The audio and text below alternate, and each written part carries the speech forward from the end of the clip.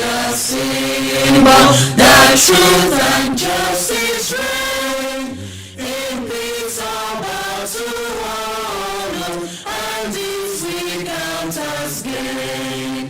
To honor to our children, our banner with our stain. O God of all creation, grant this our request.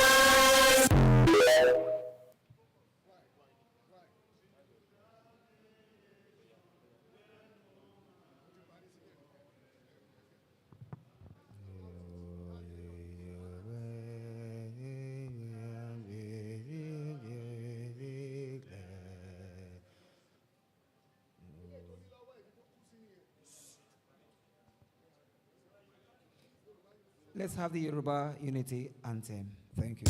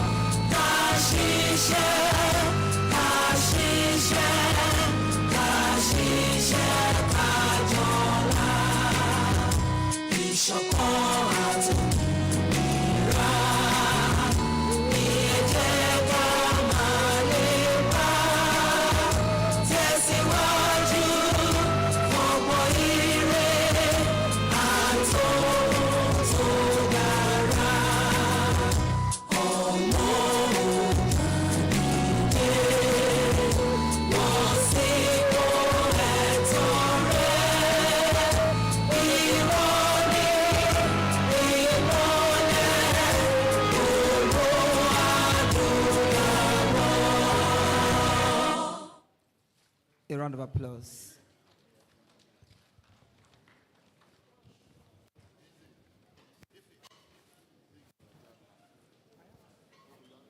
Thank you very much. Please, let's get seated. Ladies and gentlemen, June 12, 1993 was the freest and fairest election in a federal republic. And, of course, it was won by Chief Moshood Abiola of blessed memory. The election was annulled by the then military head of state, General Badamasi Babangida, and of course, denied the Yoruba businessman and philanthropist the presidency. The Oodua People's Congress is set to commemorate the 32nd anniversary of the June 12, 1993 election, which was widely regarded as Nigeria's freest and fairest election. The OPU, the OPC, a Yoruba nationalist and regionalist organization, has consistently advocated for the recognition of June 12 and the actualization of Abiola's mandates. This year's commemoration is expected to feature a series of events, including public lectures, cultural displays, and wreath-laying ceremonies aimed at reflecting on the significance of June 12 in Nigeria's democratic journey. Ladies and gentlemen, this is one of the big reasons why we are gathered here today. Ladies and gentlemen, today I am going to be calling out the names and recognizing the guests of honor. And when I do so, I believe we know what to do. Recognizing the presence of our father, He is the chief promoter, Olokun Festival Foundation. Please, a round of applause for the Ariel Nokankafo of Yoruba land, the chief promoter, Olokun Festival Foundation, the national coordinator, OPC Worldwide, convener, OPU Worldwide. Ladies, gentlemen, a round of applause for Iba, Gani, Abiodun, Ige, Adams, the 15th Onokankafo of Yoruba land. Are Onokankafo, and you all say,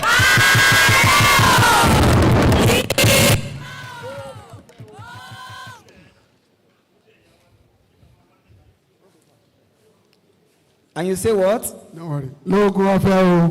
That's all. I believe you heard him.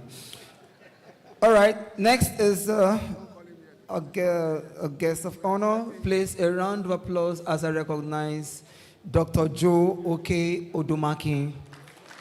Odumaki, right? Thank you. It's a guest of honor, to be precise. Ladies and gentlemen, the president is not ready. Please. President Women Arise. That is Dr. Joe Oke Odumaki. Please, a round of applause for her one more time.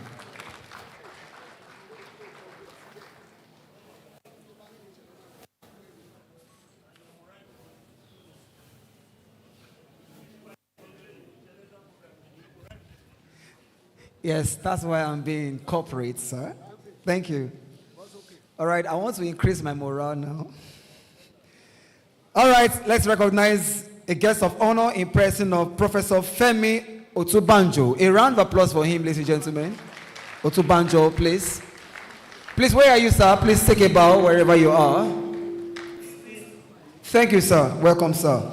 Ladies and gentlemen, the next guest of honor is Dr. Olatunji Olupeluwa, yes, Abayomi. Please, a round of applause for him. Where are you, sir? Okay, he will be with us in a jiffy. Ladies and gentlemen, the next person is a professor, of course. A round of applause for Professor Femi Obayori. You're welcome, sir. All the way from the Lagos State University, LASU. Yes, ladies and gentlemen, recognizing the presence of Professor Kenny Duru. Please, a round of applause for him. Professor Femi Duru, over there is it. Thank you. Ladies and gentlemen, a round of applause for Alhaji Kudu Abubakar, the Deputy President, Arewa Youth Consultative Forum. You're welcome, sir. Of course, I can't forget Chief Mrs. Kuku. Chief Mrs. Kuku, are you here, ma? Please, put your hands together for her. You're welcome, ma. The next person is Professor Chief Kolawole Rahimi. Parakoyi Ariel Nokankafo of Yoruba land. Please, a round of applause. All right, recognizing the presence of Chief Gani Kayode Balogun, GKB Ariel Nokankafo of Yoruba land. Osiare. You're welcome, sir. The next person is Pastor David Ololade. Please, a round of applause. You're welcome, Pastor. And of course, I cannot forget Professor Oshikpiton Adebola. Please, a round of applause for him. Please, I want to recognize the presence of Professor Ilukbeju Akombi. A round of applause for him. And at this juncture,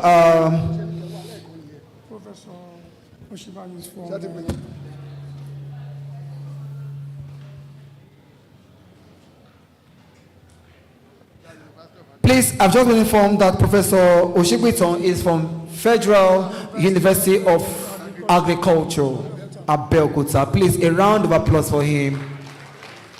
Thank you very much.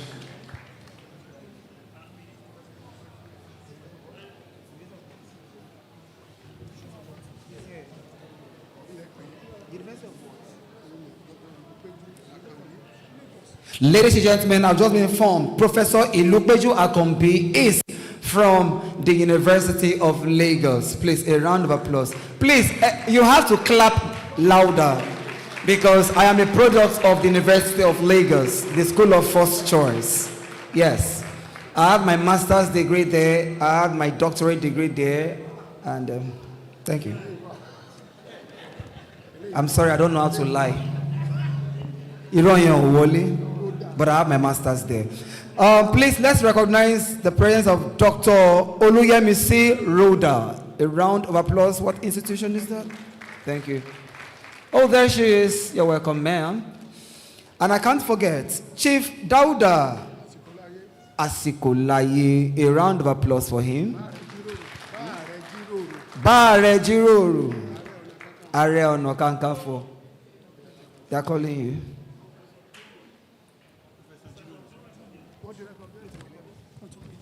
I've called Professor Turu. Let's start from where that road is.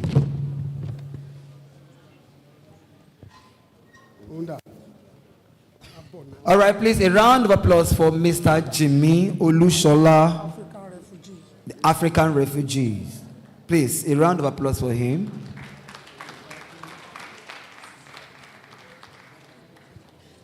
And of course, we have Mr. Akin Onifade representing Professor Edwin Etieyibo.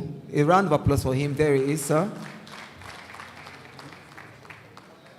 Dr. Ayola Adeloton from LASU, Lagos State University. Please, a round of applause for the doctor. Where are you, sir? Oh, there he is. Thank you. Barrister Chief Yinka Ogutimehin. Aṣojú Ààrẹ Ọ̀nà Kakanfò of Yoruba land. Please, a round of applause for him. Where is he? Okay, there he is. You're welcome, sir. Chief Kazim Adewale Hamzat, Akinrogun Ààrẹ Ọ̀nà Kakanfò. Oh, sir, you look so gorgeous today. You're welcome, sir. I love your beads too. And I can't forget Mr. Jimmy Olushola. I've recognized him already. Thank you. Professor Femi Otubanjo. Welcome, sir. You're recognized. And then Chief Olawale Man. Yes, Akin Luwa Are. Please put your hands together for him. Last but not the least, please recognize the presence of the Are Ono Kakanfo of Comedy. Ife 3-in-1. Please put your hands together for me.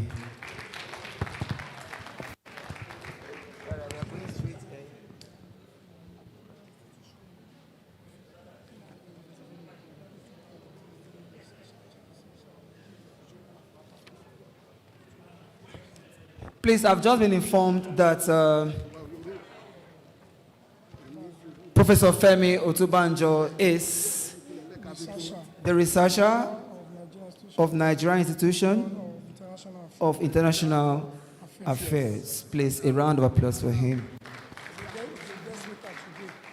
Of course, he's one of the keynote speakers for today. And ladies and gentlemen, I would like you to know that I'm not working alone. I'm, of course, going to be working with my very, very learned colleague in person of Dr. Adebiyi Phillips. He's here with me. Please, a round of applause for him. There he is on stage. At this juncture, ladies and gentlemen, we'll be having, we want to have the welcome speech of our father, a leader, a man of timber and caliber. Please, a round of applause for Are Gani Adams. Please, let's be on our feet. Okay, he says you should please sit down. In case you don't know, Are is a symbol of humility. Humility is the word.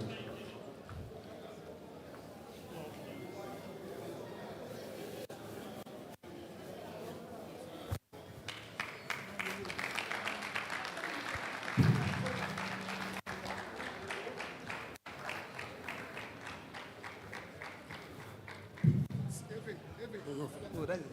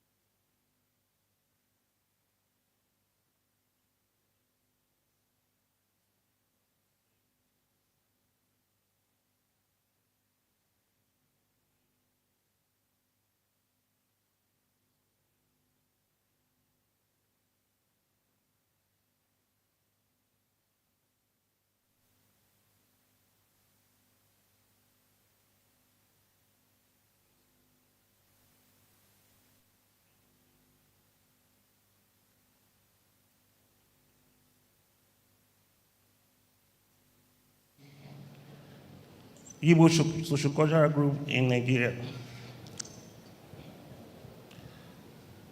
Professor Kola Rahim, the Parakoyi, Ààrẹ Ọ̀nà Kakanfò of Yoruba land. Professor Otubanjo, Professor Ilupeju Akanbi, Professor Oshipitan Adebola from UNAB, Pastor David Ololade, Chief Gani Balogun Osiare Ọ̀nà Kakanfò of Yoruba land.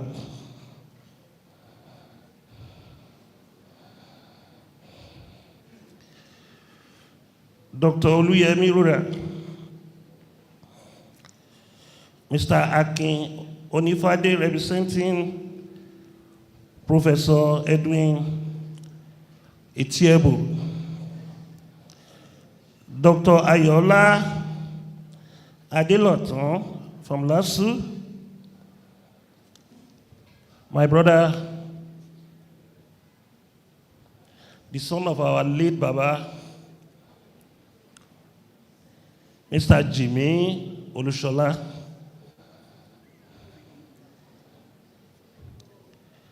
I will use Osiare Ọ̀nà Kakanfò to greet the entire member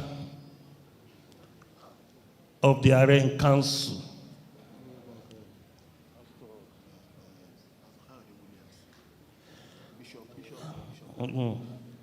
Alhaji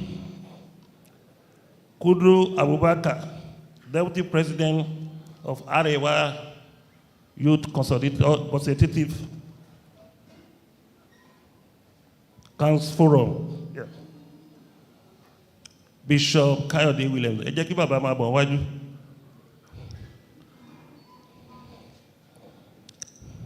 Ẹ jẹ́ kó wá jókòó sí pásítọ̀ mi báyìí.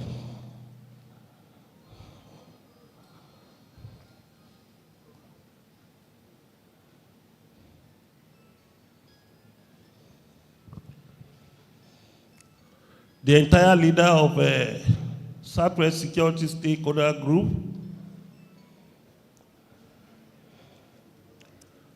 the entire member of Arewa Youth Consultative Forum. We have Buska, Tide Ojoko, Mokie, Mr. Buska, Uru activist here. You're supposed to be on seat.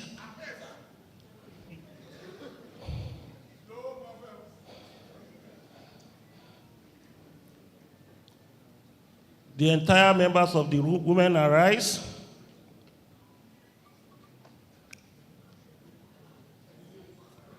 all all members of Oodua People's Congress on seat. Olo National Executive Council àti National Coordinating Council mo fi kí gbogbo yín o. Ẹ jẹ́ ó mọ́ wa lára o. Intellectual program wọ́n bẹ̀rẹ̀ láago 12 o. 10 o'clock láti ní ká wà mí báyìí. We agree that every member should be on seat by 10. But ọ̀pọ̀lọpọ̀ yín ló ń dé ní after 12 yìí. Wọ́n bá dẹ̀ béèrè lọ́wọ́ yín ẹni jagunjagun ni. Jagunjagun tí general ní kó débì kan ní aago 10 tó débẹ̀ ní aago 12 kì í ṣe jagunjagun. Torí general ò ní give full instruction. Madam Rhoda ẹ ń jókòó dáadáa gbà tá à ń pè jagunjagun. Ẹnìkan náà ló máa sìkí ọyìn, gbogbo yín ò lè jẹ́ jagunjagun. Tẹ́yìn bá jẹ́ alákọ̀wé, àwọn kan ló máa jẹ́ native army. Mo rí tẹ́ ń jókòó dáadáa. Body language la máa ń wo. Olórí ogunlẹ̀ Yorùbá ló ń sọ̀rọ̀ o.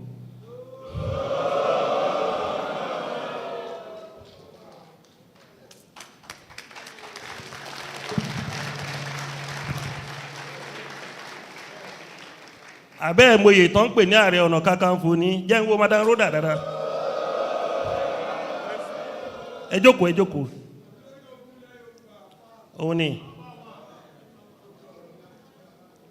Mi ò dẹ̀ gbà by opportunity or by chance. Mo ti pay dues mi ní Nàìjíríà àti ilẹ̀ Yorùbá.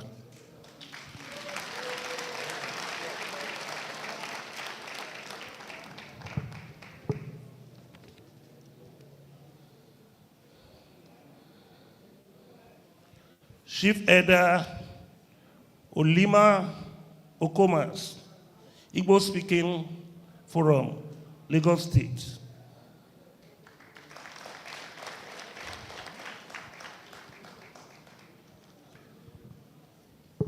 Let me read my speech because I'm having pressure. Oyingbe podium yẹn máa bọ̀, o ní láti kọ́kọ́ wá wo bíbá ìgbé wọlé. Bring the podium in. I'm having pressure from Dr. Jude Okiodumaki. for the past 1 hour that we're supposed to start this event because of the media. I know gentlemen of the press will bear with us because we changed the pattern of our sitting arrangements. This is not the way we normally start in June 12th. We have to change it so that it will not bring the same picture annually.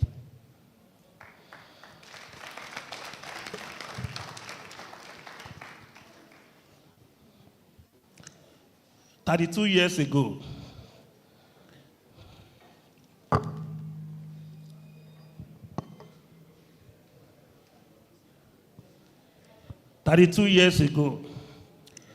elections were held in Nigerian 30 states, and the federal government territory, Federal Capital Territory, FCT, General Sani Abacha only added 6 more states in 1996.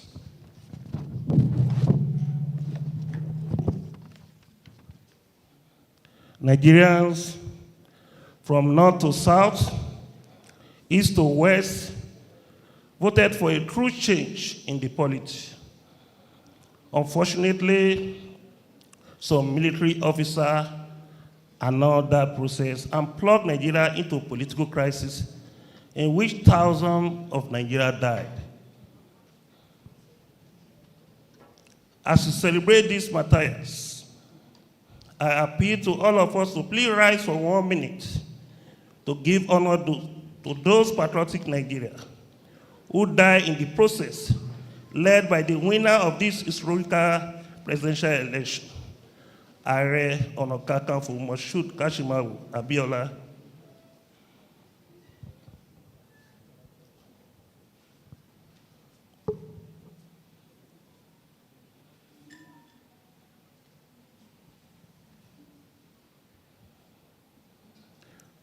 May their soul rest in peace. Amen. Please be seated.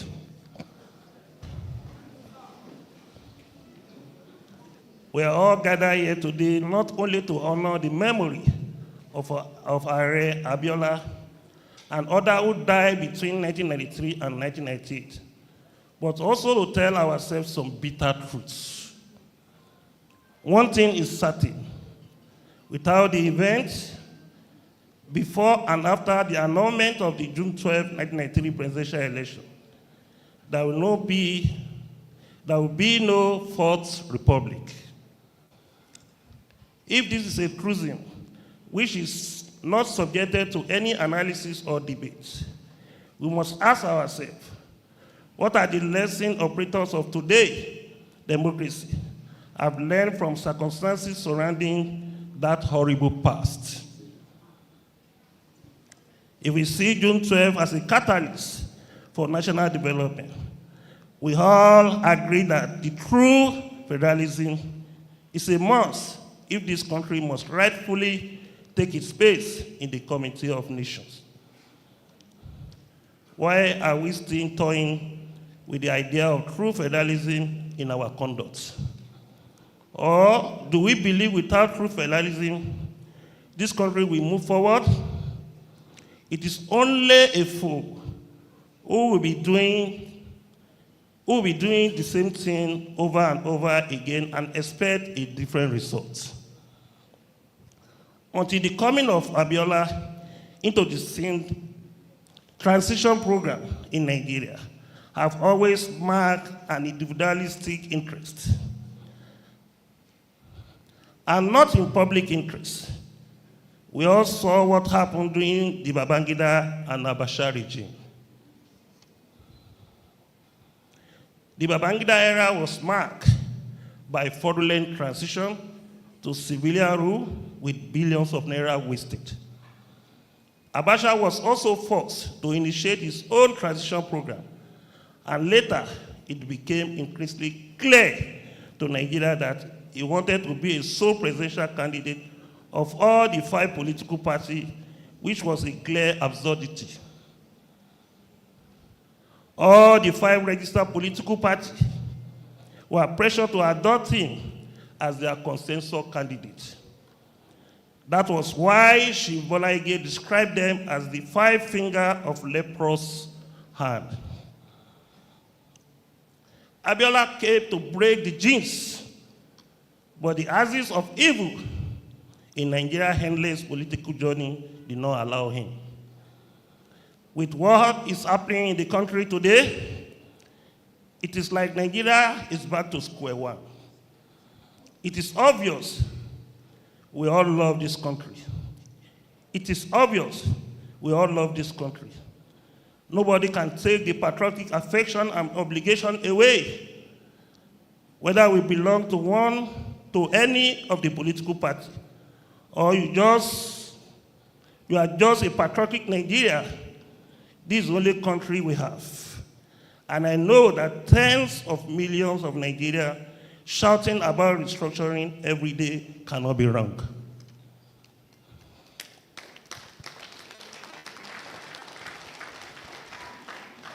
That is why we must remove partisan learning and constantly engage those elected to oversee the affairs of this country when we see things going wrong. And that is exactly what we are collectively doing today in this gathering. Another important factor is that, given the law we have for the country, we will not allow anybody, no matter highly placed, to turn us to second-class citizens in our country. In honor of Abiola, for critical sector, urgent restructuring in the polity, judiciary, economy, security, and political is needed. Of course, changing a country is not task of the lily livery, but historically, I know that Nigeria have a record of not succumbing to machination of enemy of the society. If we solve the security challenge without restructuring, how will Nigeria become an economy and political giant? Without judiciary reform, how will political class behave? Many of us witnessed judiciary ruling coming out before the June 12, 1993 election. And even after General Ibrahim Babangida announced the freest and fairest election on June 23, 1993. We also remember the ruling from some judges. But 32 years after those rulings by this judge, who are obviously compromised, our current judge any better? Her judgment oozing out of court these days, not becoming a complete embarrassment to the average Nigerians. A Yoruba adage says, the flood has the intention of destroying a house, but the landlord will not allow it. So we are here today to tell those in the corridor of power that as long as they refuse to do the right thing, we will not stop talking. We must constantly remind ourselves that resistance is an endless and continuous battle. To transform a country, to shape or form of the polity must be changed periodically. In honor of Abiola and other martyrs, I want to say it punditly that whether anybody likes it or not, this country will be restructured, and the earlier this is done, the better for all of us, because there's no way we can guarantee peace and security if the country is not restructured.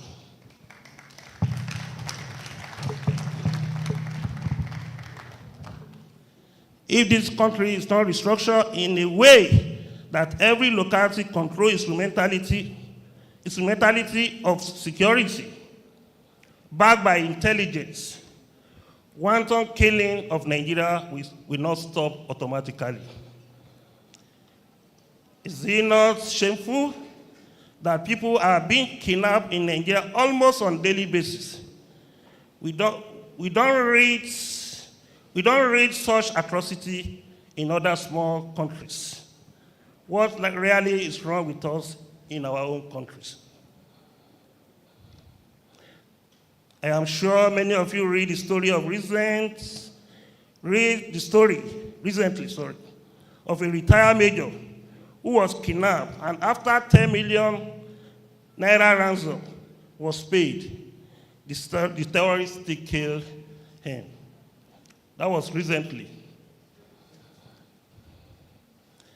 That was an officer who served this country meritoriously.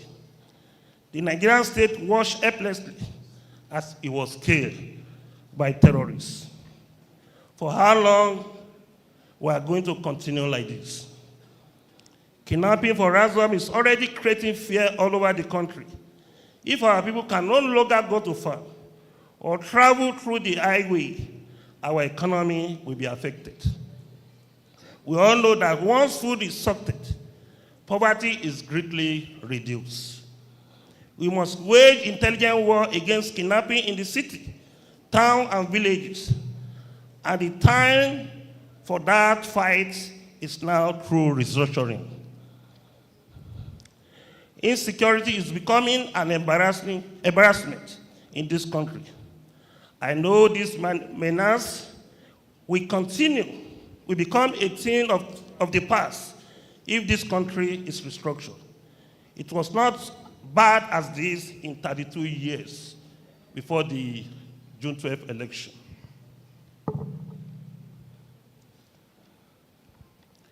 If this country is restructured equitably, the current revenue sharing formula in which the federal government collects 52.68% and the central collected revenue in the federation accounts, leaving the state and local government with 26.72% and 20.60% will stop.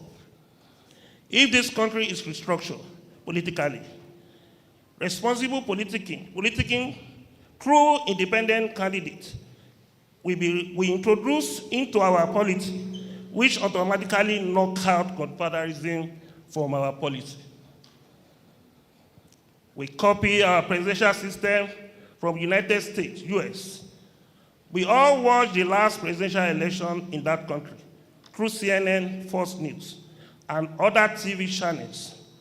Results of the election were announced state by state, unlike what we have in Nigeria, where the INEC chairman and other electoral manipulators will wait to collate results from 36 states, and FCT indirectly subject the system to manipulation. This must stop. In essence, to honor Abiola, our electoral system must be restructured and decentralized. So to have an egalitarian society, restructuring is the answer. We want Nigeria to survive as a nation. That is why we are agitating that Nigeria must be restructured. Our political and economic power must drive legitimacy from the people. It is 26 years now that the military left the polity for political class. But pitiably, what is housing out of the third estate of the realm is becoming offensive to millions of Nigerians in and outside the country. Judgment from some judges are becoming embarrassing to patriotic Nigerians. And if care is not taken, may derail this democracy. Judiciary rascality has now become the order of the day, especially coming from a court of coordinating jurisdiction. Just like before and after the annulment of June 12, 1993 election, we now have a situation which is thousands of miles away from theater of partisan conflict, we give a very confusing judgment, and Nigeria will just be wondering what is going on. To honor Abiola, this is the time for judiciary reform.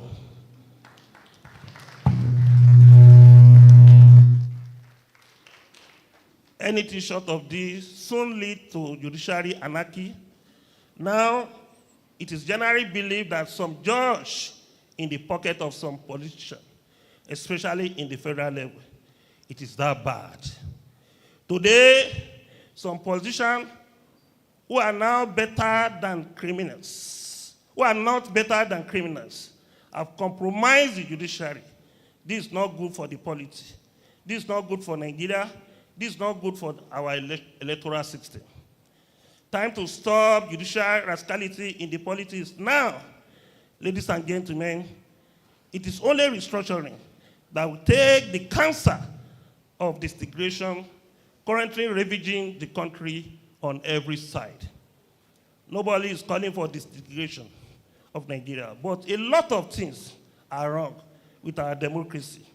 To address these anomalies, we must restructure this country, council, state, and federal government. Nigeria cannot continue to sustain a system in which the federal government controls the least mineral product in the remotest part of the country. State and regions should be allowed to mine resources and remitting a fixed percentage to the central.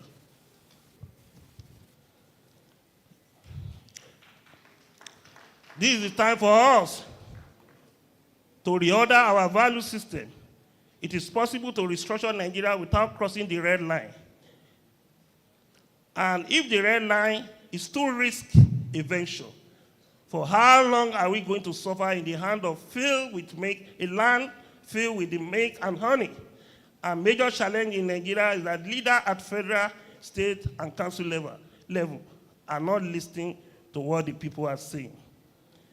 The government is working outside the people. Outside the people, we must do away with our retrogressive system. Nigeria is destined to be great, but if the attitudes of our leaders continue, if the attitude of our leader to restructuring and development is negative, Nigeria is going nowhere. Today, Nigeria is hungry and hungry. Restructuring will alleviate the suffering of the people.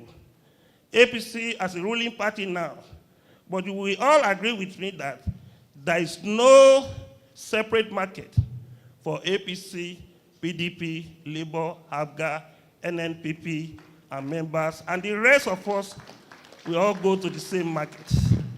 Everybody is feeling the anti-people policy of the government. Finally, when the current administration came in 2023, a liter of petrol was less than 200, and in the exchange rate market, Naira was less than 800 to $1. What do we have today? Abiola and other martyrs must not be allowed to die in vain. Thank you for listening. God bless you. Time for restructuring now.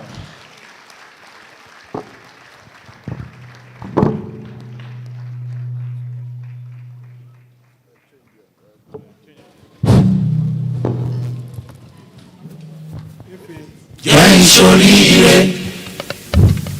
bàbá jẹ́ n ṣoríire, jẹ́ n ṣoríire, Èdùmàrè jẹ́ n ṣoríire, bíi ti MKO Abíọ́lá, Ààrẹ Ọ̀nà Kakanfò. Gbogbo Yorùbá ò bá fọwọ́ ọlá ẹ̀ kàn mí lára kí n dolówó.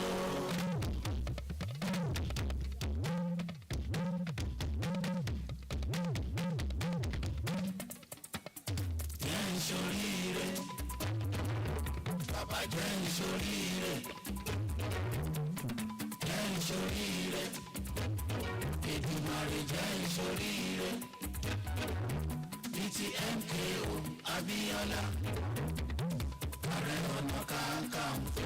Gbogbo Yorùbá ò bá fọwọ́ ọlá ẹ̀ kàn mí lára kí n dolówó. Owó ọlá rẹ̀ kàn mí lára kí n dolówó.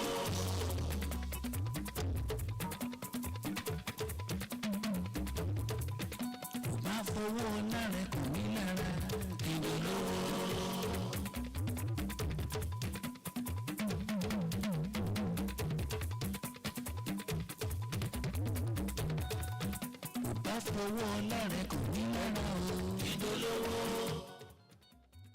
Ladies and gentlemen, Ladies and gentlemen, please, let's give Are a sounding applause.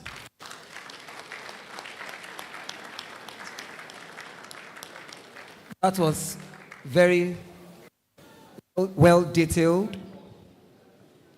informative, and educative. Ladies and gentlemen,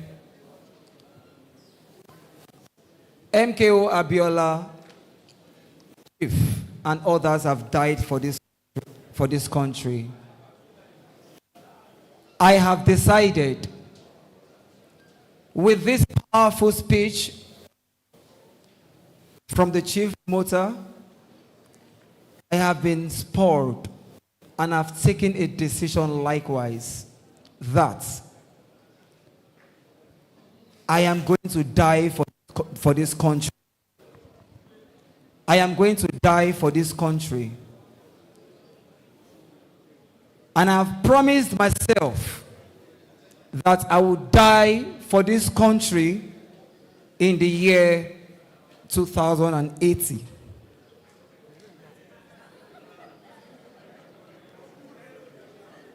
Anytime you want to die for this country, die.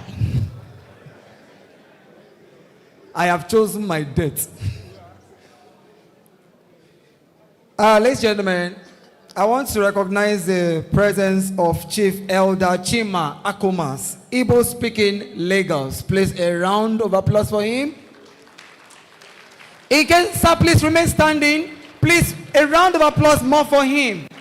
In case you don't know, he is a relative to Professor Wole Soyinka. Yeah, welcome, sir. Too much resemblance. All right, ladies and gentlemen, next is Bishop Kayode Williams, the Director General, Prison Rehabilitation Mission International. Bishop Christ Vessel of Grace Church Incorporation International. Please, a round of applause for him. You're welcome, Daddy. God bless you. God bless you. Next is Chief Sunday Ude, the President Igbo-speaking community in Lagos and his entourage. Please, a round of applause for him and his entourage. Cha-cha-cha-cha Ndibo Kwenu! In case you don't know, OPU is worldwide. It's not just Yoruba land. Please, a round of applause for OPU. 103 countries and still counting, because some other countries are going to be part of OPU Commonwealth next year, in fact, before this year runs out. Ladies and gentlemen, the last on my list is Professor Chidozie Okoro. I know. The HOD Philosophy Unilag. Professor Okoro, the HOD, sir, excuse me, sir, you will know my elder sister. In fact, my elder sister. Sir Okoro, tell my elder sister you saw her crazy younger brother. In fact, the youngest brother. It's like you know my name. She is Pat, Dr. Pat Agboro. Yes. Philosophy. How is Professor Karo Gbenaka? And I think Ajidwa is, might not talk too much. Ajidwa and education. All right, ladies and gentlemen, please, we are going to have about 5 minutes break. And when we return, I'll be handing the mic over to the ambassador, my co-anchor for today, ambassador. But then I'm going to introduce your full names. So ladies and gentlemen, please, let's have a 5 minutes break while we get set for the next segment. Mr. DJ, over to you. Baba Jen Shorire, Jen Shorire, Idumari Jen Shorire, BTMKO Abiola, Ààrẹ Ọ̀nà Kakanfò gbogbo Yorùbá, ò bá fọwọ́ ọ̀nà ẹ̀kàn mi lára kìnkìndolówó.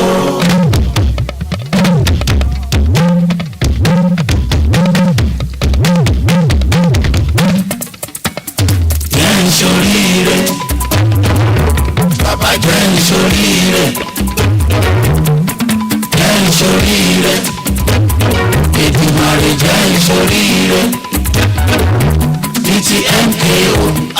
Abíọ́lá Ààrẹ Ọ̀nà Kakanfò gbogbo Yorùbá ò bá fọwọ́ ọlá ẹ̀ kàn mí lára ìdólówó owó ọlá rẹ̀ kàn mí lára ìdólówó.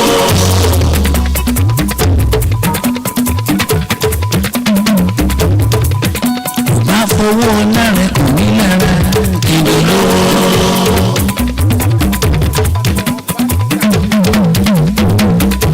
Ladies and gentlemen, I'm handling the microphone also. My co-host, Ambassador Ọbátúgàṣe. tó ṣe àwọn Yorùbá bọ̀ wọ́n ní òtúrá gàǹgà ìwòrì gàǹgà ọkùnrin gàǹgà là ń dọ̀bálẹ̀ gàǹgà fún bí a bá wo Ààrẹ Ọ̀nà Kakanfò ti ilẹ̀ Yorùbá ìyẹn ààrẹ kẹẹ̀ẹ́dógún èyí tí a ní ní ilẹ̀ Kóòtù Òjíire a mọ̀ wípé ọkùnrin gàǹgà tó yẹ kó gbà dọ̀bálẹ̀ gàǹgà ẹ jẹ́ ká dọ̀bálẹ̀ gàǹgà fẹ́ni gàǹgà ẹ jẹ́ kí a ṣe ààrẹ ooo. ó dà ẹ jẹ́ kí a pawọ́ pọ̀ kí a fi yé ààrẹ sí ẹ jẹ́ kí a pawọ́ pọ̀ kí a fi yé ààrẹ sí. bí a ti ṣe wá ń pàtẹ́wọ́ ojú òní tì wá láéláé o ṣé àwọn Yorùbá bọ̀ wọ́n ní òtúrá gàǹgà ìwòrì gàǹgà ọkùnrin gàǹgà là ń dọ̀bálẹ̀ fún èmi yíká ọ̀tún mo yíká òsì fún Ààrẹ Ọ̀nà Kakanfò tilẹ̀ Yorùbá ojú òní ti ààrẹ bí ojú ò bá ti ààrẹ ojú ò wá ní tì mí ojú ò wá ní ti ẹnìkankan ní gbogbo wa o ẹ ṣàmì ẹgbẹ́ tó àmì mì í ṣé àwọn Yorùbá bọ̀ wọ́n ní bíi ti bí ẹ ti kì í wọ́n nídìí abíyọyọ dífá fóró dífá fọ́rùn dífá fún ẹsẹ̀ lọ́jọ́ tí àwọn mẹ́tẹ̀ẹ̀ta pàmọ̀pọ̀ tí wọ́n fẹ́ lọ bá Ọlọ́fin àdìmúlà àpòrí wọn ní orí ẹni ní ń gbé ni àtàrí ẹni ní ń gbé ni torí Ògún ló lọ́jọ́ kan ìpọ́njú orí ẹni ló lọ́jọ́ gbogbo ó yẹ ẹ fi ọwọ́ méjèèjì fi gba orí yín mẹ́ni orí mi o ẹ sọ́dà ẹni orí mi o ìwọ ni ìpín ayé mi máa gbé mi lọ síbi tí ilé ayé mi gbé wá ojú mi ó yá máa wòran ayọ̀ ẹnu mi o ẹnu mi bí ọdún yìí ṣe ń lọ sí ìparí mi ní fi ẹ́ sunkún ọwọ́ mi mo nà ẹ́ síwájú ó yá gbé èrè ayọ̀ wá fún mi ẹsẹ̀ mi o má gbé mi lọ síbi tí ayé máa ti pa mí kíní mi tíntín ò ní kó HIV ní ọlá iná àti ẹnà ẹ bá mi pàtẹ́wọ́ fún ààrẹ lẹ́ẹ̀kan sí ẹ pàtẹ́wọ́ ẹ jẹ́ kó rinlẹ̀ dáadáa olóríire ní gbogbo wa o àbí ẹ mọ̀ tá a bá rí ẹni tó jẹ́ olóríire bí ẹ jẹ́ kó pàtẹ́wọ́ fún ààrẹ kí àtẹ́wọ́ rẹ̀ kí ó rinlẹ̀ tó àdúpẹ́ ní ọba aláwòrán àbí elédùà ọba tí ó jẹ́ kó ṣeé ṣe fún wa gbogbo àwọn ọ̀tọ̀kùlùlù tí ó wà ní ìkàlẹ̀ lẹ́ẹ̀kan sí akínyẹn kú ìkàlẹ̀ gbogbo àwọn èèyàn wa tí wọ́n wá láti òkè ọ̀yà gbogbo yín pátápátá la kí o akínyìn ẹ̀ òkú ìdìde ojú òní sí yín gbogbo àwọn tí wọ́n wá láti ilẹ̀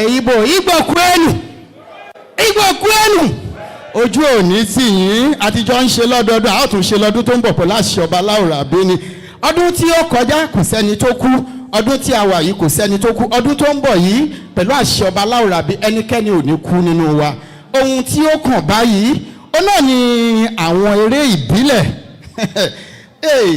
ríran wò lẹ́ni wọ́n ti wà ní digbidigbi àwọn eléré ìbílẹ̀ tí a bá ṣẹ̀ṣẹ̀ ní kí a máa ṣe àtótónu torí àsìkò bá wa ṣọ̀rẹ́ ẹ jẹ́ kí a ṣe pápápá bí wọ́n ti ṣe ń ṣe ní pápá kí ọmọ ní pápá má bàa gbé owó pápá lọ sínú pápá ẹ jẹ́ kí a ṣe kánmọ́kánmọ́ nítorí àsìkò eré ìbílẹ̀ láti fi sọ fún wa kí ni pàtàkì ohun tí ọjọ́ òní túmọ̀ sí ọjọ́ 12 nínú oṣù kẹfà ó ti ń lé ọdún 22 báyìí èyí tí wọ́n ti ṣe wá ní ibi tí wọ́n ti ṣe wá ní ìkà ṣùgbọ́n adúpẹ́ ìrìn àjò tí a rìn tí omi ń wá yọnú ọkọ̀ ọlọ́run ọba ò jẹ́ kí ọkọ̀ wa kí ó rí sínú agbami ayé a wá fẹ́ fi eré ìbílẹ̀ a fẹ́ fi ṣe wọ́n ti wà níbí ẹ jẹ́ kí n pè wọ́n kí wọ́n máa bọ̀ wá. àlọ́ múyẹ́kẹ́ àlọ́ múyẹ́kẹ́ mo fẹ́ pàlọ́ kékeré kan mo fẹ́ pàlọ́ kékeré kan àlọ́ múyẹ́kẹ́ àlọ́ múyẹ́kẹ́ pàlọ́ kékeré kan. Mo fẹ́ pàlọ́ kékeré kan. Ẹ̀yin èèyàn mi, ẹ bá mi dá múso múso múso. Ẹ bá mi ké múso múso múso. Ẹ wò, ẹ bá mi yọ̀, mo ti bímọ tuntun. Gèlè ọmọ lèrè láyé wé. Ẹ ṣé o. Gèlè ọmọ lèrè láyé. Ìrì ayọ̀ akárí tí iná ẹ ṣé o. Mi ò yálé mi o. Gèlè ọmọ lèrè láyé wé. Gèlè ọmọ lèrè láyé. Ẹ ṣé o, ẹ ṣé o, ẹ ṣé o.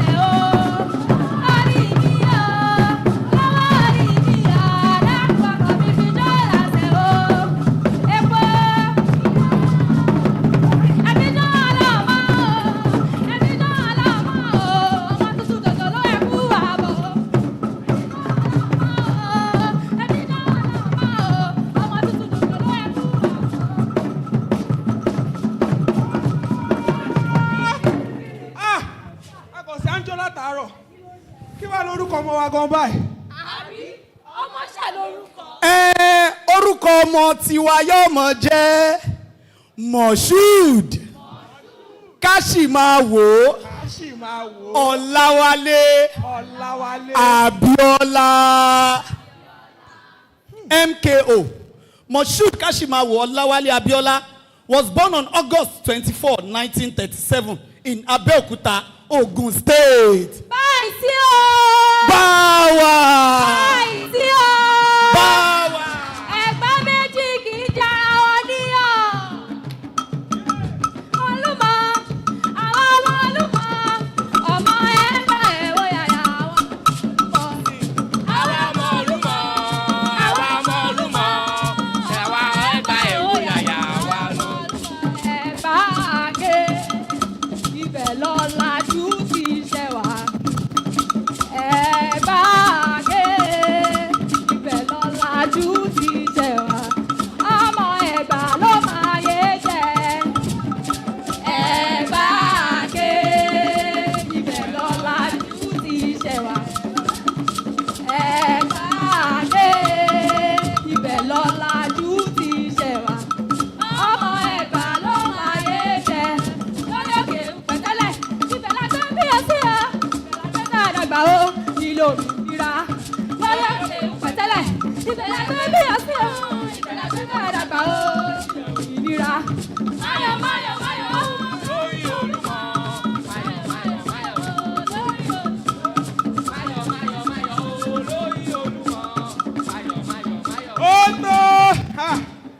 In 1990s, Abiola was a prominent politician in Nigeria, eventually leading to his presidential aspiration. Abiola was a key person in a political movement that sought to bring aspiration to Nigerian president. I tell for this country that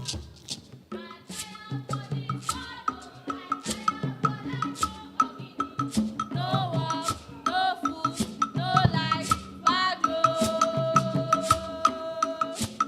The small money I dey see, na so transport dey top am. The small money I dey get, na so leper dey take am. Food o, na headache,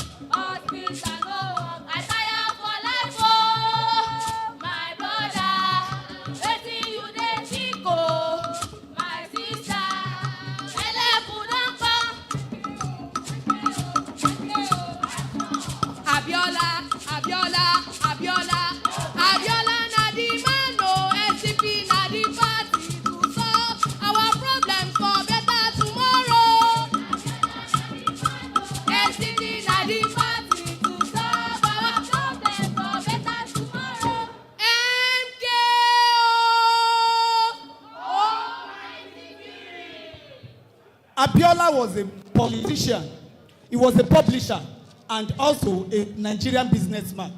He was well known for his victory in the June 12, 1993 presidential election. Ẹni oyè lóyè yíyẹ. Ẹni oyè lóyè yíyẹ oyè yíyẹ ọ́ o. Ẹni oyè lóyè yíyẹ. Oyè yíyẹ ọ́ o. Ẹni oyè lóyè yíyẹ. Winner oh. Winner oh. Abiola you don win oh. Pátápátá you go win forever. Winner oh. Winner oh. Abiola you don win oh. Pátápátá you go win forever. The 1993 election, which Abiola won, was marred by controversy. The military government annulled the election, sparking white hand with protest and unrest. We no go gree, oh, we no go gree. We no go gree, oh, we no go gree. We no go gree. We no go gree, oh, we no go gree. We no go gree, oh, we no go gree. Yeah, government, we no go gree. We no go gree, oh, we no go gree. We no go gree, oh, we no go gree. Bad government, we no go gree. We no go gree, oh, we no go gree. Yeah, gree, oh, we.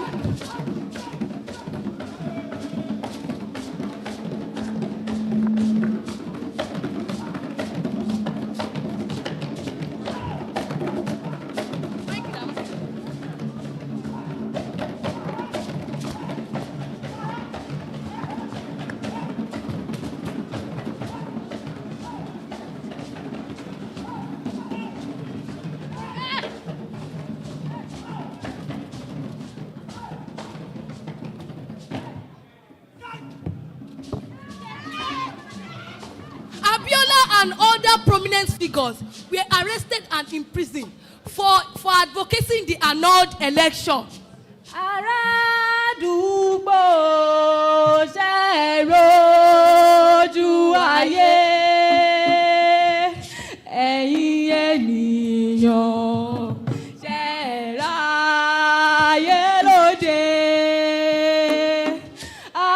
Arádùúgbò ṣe rojú ayé ẹ̀yin ènìyàn ṣe ráyé lóde. Kí ni ká ti gbọ́ arádùúgbò gbéyàn pàtàkì ló báyé jẹ́. Ará ilé ẹni ló ṣe ni àwọn gbajúmọ̀ ló báyé jẹ́. Ọ̀rọ̀ kábìtì ọ̀rọ̀ kàǹkà ọ̀rọ̀ òtítọ́ ló ṣẹlẹ̀ yìí ká sọ̀rọ̀ òtítọ́ fúnra wa. Ṣìbálà ṣìbọ̀lọ̀ ṣìbálà ṣìbọ̀lọ̀ àwa ò fẹ́. However, after he was incarcerated into prison, he died 1998. Bàbá wa Mọ̀ṣúdì. Bàbá wa Mọ̀ṣúdì. Ibo ló lọ? Ibo ló lọ? Àwa wá wá wá. A ò rí òdìbò ló lọ. Àwa wá wá wá. A ò rí òdìbò ló lọ. A ò rí MKO Abiola dà. a ò rí. Ibo ló lọ.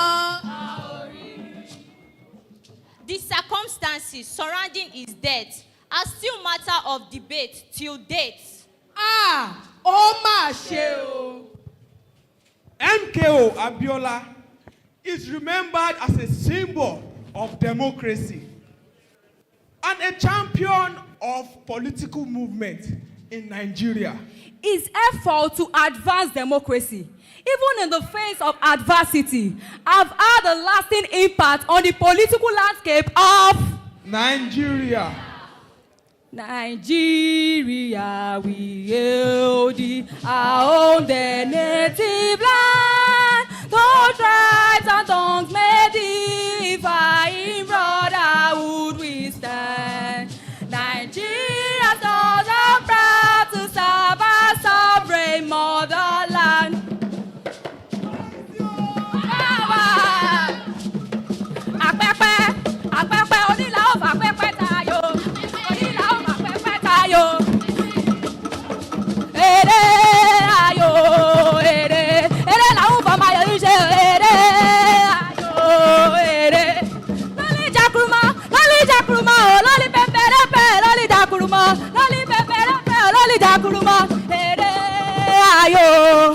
eré.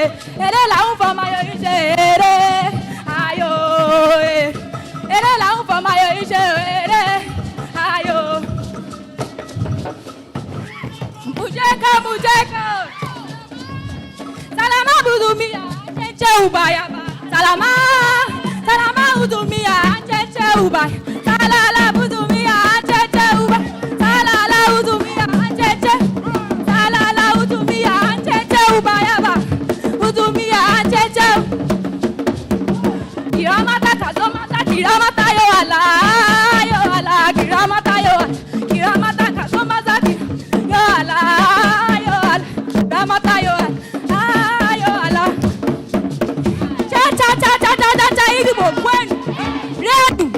Wanu kazene ele batumele ele bobo ele batuele ele bobo ele batuele ele bobo ele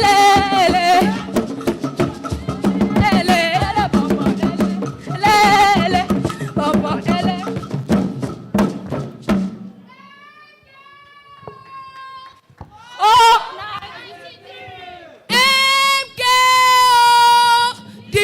Today's Nigeria never asked.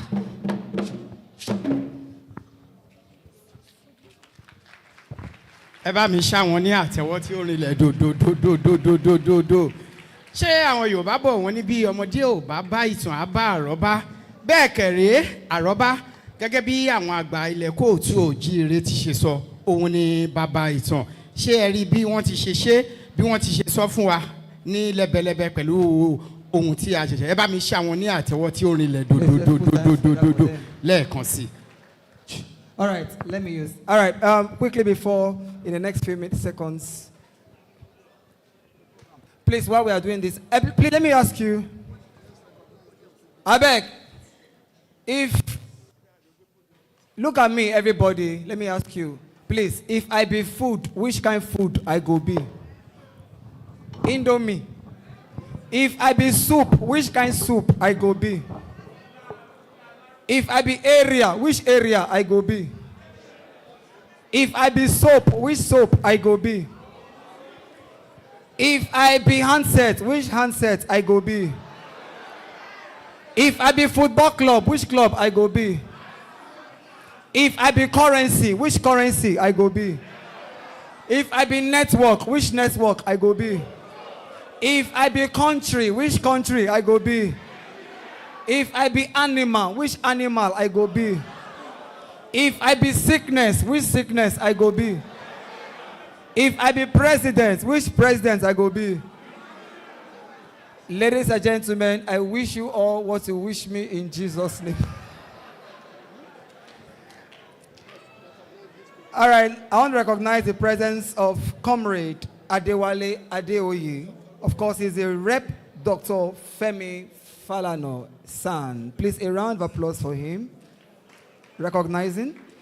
And of course, recognizing the presence of Dr. Rafiu Oladipo, the President General Supporters Club of Nigeria. A round of applause for him, ladies and gentlemen.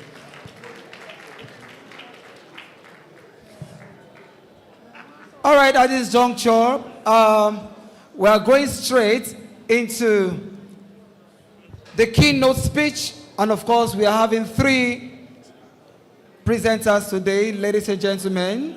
And please, let's take note. Each speech is going down for 10 minutes. Please, 10 minutes for each speech. Like I said, we have 3 speech givers. And of course, the first person. Okay, we are having 7. 7 minutes, please. 7 minutes, please. Please come closer.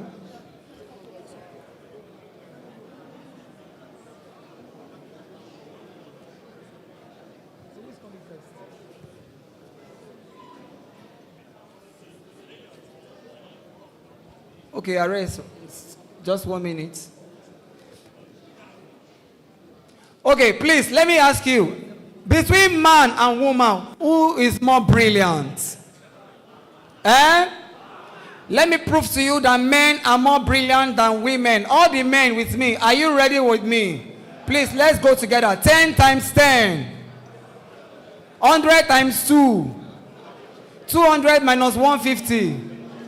50 minus 36. Square root of 16. 4 times 0. Clap for yourselves. All the women, are you ready for your question? If 2x minus 2x squared plus 4 is equals to x, what is x? Men 1, women 0. Let's enter the Bible. All the men, for God so loved thee that he gave his only begotten, that whoever believeth in will not but have. Clap for yourselves. All the women, Revelation chapter 1 verse 1 says, Olodoni. Men are more. Okay, the last question. All the men, Jesus Christ turned water into. Clap for yourselves. All the women, what is the name of the wine?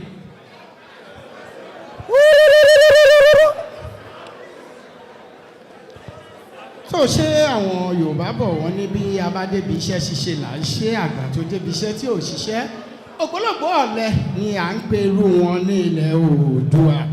Àwa ti rí iṣẹ́ àti ṣiṣẹ́ ní ìgbà tó bá wá tó àsìkò ìgbádùn a máa ń gbádùn ni. Ní báyìí ohun tí ó kàn bí a bá wá ní irú àpèjọ bí irú èyí níbi tí a ti ń ṣe ayẹyẹ ọdún 22 èyí tí wọ́n mú kí ìrètí ọmọ ilẹ̀ Yorùbá kí ó forí ṣánpọ́n ó wá yẹ kí a lè ní àwọn tí wọ́n máa bá wa sọ̀rọ̀. A ti wá yan àwọn èèyàn ọ̀jọ̀gbọ́n àwọn ọ̀tọ̀kùlúùlú láàrin wa níbí tí wọ́n máa bá wa sọ̀rọ̀ tí wọ́n máa fi tó wa létí kí ni pàtàkì ìdí tí a fi wà níbí lénìí. Ẹ jẹ́ kí n pe bàbá wa tí wọ́n ní ìmọ̀ kúnkún ọ̀jọ̀gbọ́n ni wọ́n, olóye ọlọ́gbọ́n orí ni wọ́n tí a bá ń sọ nípa ọ̀rọ̀ ètò òṣèlú orílẹ̀-èdè àgbáyé pàtàkì ni wọ́n jẹ́. Àwọn ni bàbá wa ọ̀jọ̀gbọ́n Fẹ́mi Ọ̀túnbànjọ kí wọ́n máa bọ̀ wá síwájú.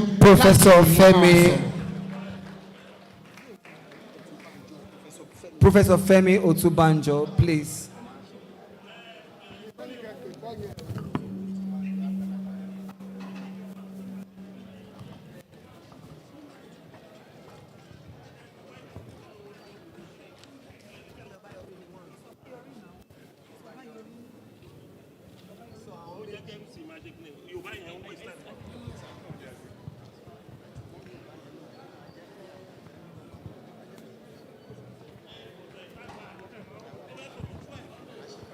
Sorry, sir.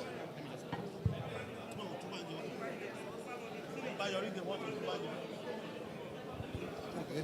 Okay.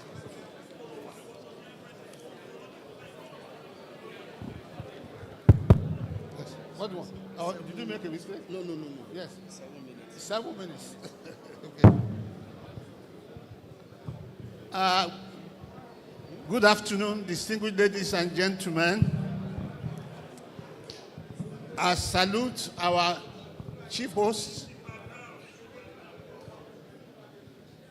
Ibagani Adams, members of the Array Council, especially Dr. Joe Okenye-Odumaku, one of the heroines of June 12. I salute Iba in particular and the OPC community for sustaining our memory of the seminal role of June 12 in our nation's political development.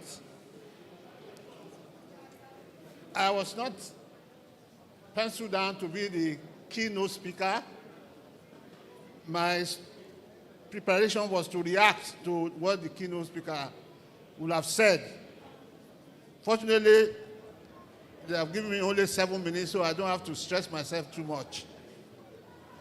June 12 was a manifestation of the Nigerian conundrum, a manifestation of the state of chaos in Nigeria, a manifestation of the imperfections of our federation. I always think of Nigeria in terms of the old Nigerian Airways. The Nigerian Airways are the symbol of the elephant, the flying elephant. It was obviously an absurdity.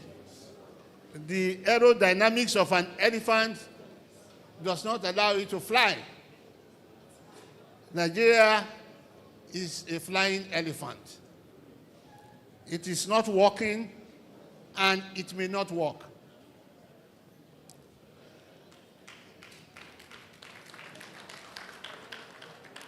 We are in a union in which we do not all share the same values. And that's very important. A significant part of Nigeria wants to move with the times, while another significant part wants to remain where they have always been. The result of this is that 65 years after independence, what we have had is motion without movement. Two solutions to this dilemma avail themselves. Those who want change must be prepared to drag those who do not want, willingly or unwillingly, into the 21st century. But that is easier said than done. We have to change our democracy. We have to change our demography. We have to improve our federal system. And Ibagani in his speech talks about restructuring.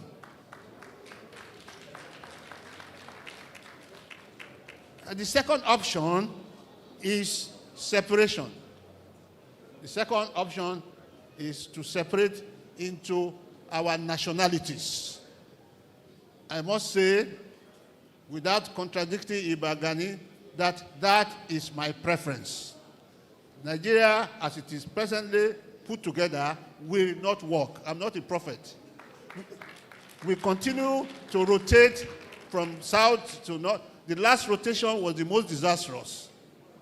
When Buhari brought in, opened the door for all Africans to come in, of course, we knew where it was going. Today, we are stuck with that problem of hooligans all over our forests, kidnapping and raping and killing. June 12, please, when I talk about forces, that those who do not want to move forward and those who do not want, I'm not talking about region. I'm talking about forces of retrogression and forces of progress. They are in every region. They are in the north and in the south. It is not a north-south matter. It is about whether we want to move into the 21st or 22nd century or whether we want to stay. June 12 was a human rights struggle. It was, strictly speaking, not an ideological struggle. It was a struggle to share in the control of a flawed federation. The struggle we desire is for a revolutionary change in the way Nigeria is configured. However, one of the major gains of June 12 is the system of rotation of our presidential office. The principle of rotation, which was agreed upon at the National Constitutional Conference under Abacha, but the same forces of retrogression ensured that it did not enter in as an enactment in the Constitution. Nonetheless, we have continued to adopt it as part of our political culture, and it has become part of our political psychology. Rotation is supposed to be a stabilizing factor in which every region knows that sooner or later it will have the opportunity to occupy the office of the president. But that gain is being threatened today by those who are desperate for power. And since Ibagani has said we should be honest, let me say that Atiku's desperation to be president and El-Rufai's maneuvers to return to power to the North in 2027 constitutes an affront on that principle of rotation, but more importantly, an assault on the peace, stability, and unity of Nigeria. We ought to know that rotation gives some sense of stability, some sense of if you wait for a while, it will be your turn. Let me say this very clearly, that both Atiku and El-Rufai are Fulani, and that's very important. Our last president before Tinubu was a Fulani man. It should be made clear if rotation persists, and I'm afraid after Tinubu, the Yoruba will not have the presidency for 40 years. So you better enjoy it now. Because if you look at it, after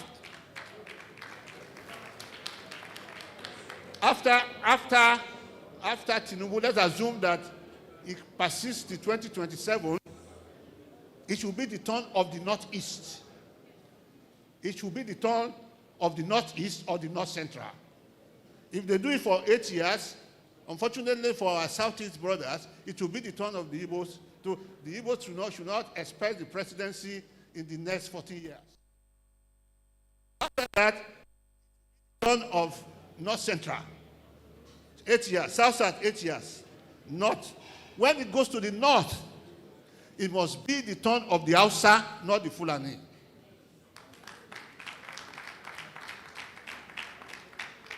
The next Fulani president in Nigeria will be 86 years away. So when Atiku and El-Rufai are struggling to 4 years after a Fulani, they are not looking at the complexity of Nigeria, not even the complexity of the North. We must educate them that the North is not monolithic.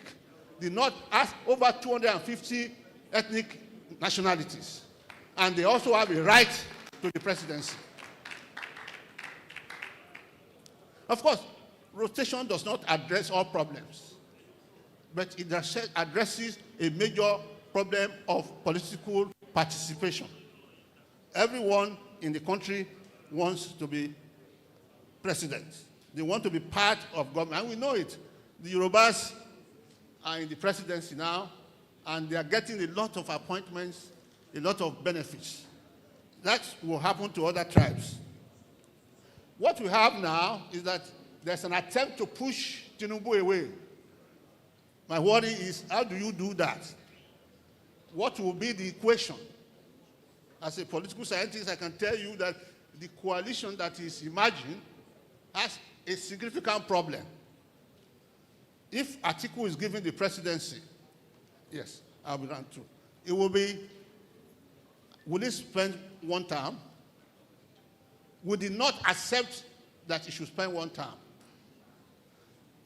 If Obi accepts, becomes the presidential candidate, he will be representing the South. Will the Igbos accept that Obi should spend one term before it moves to the North? So they already have what you might call a pathological problem about how to share office.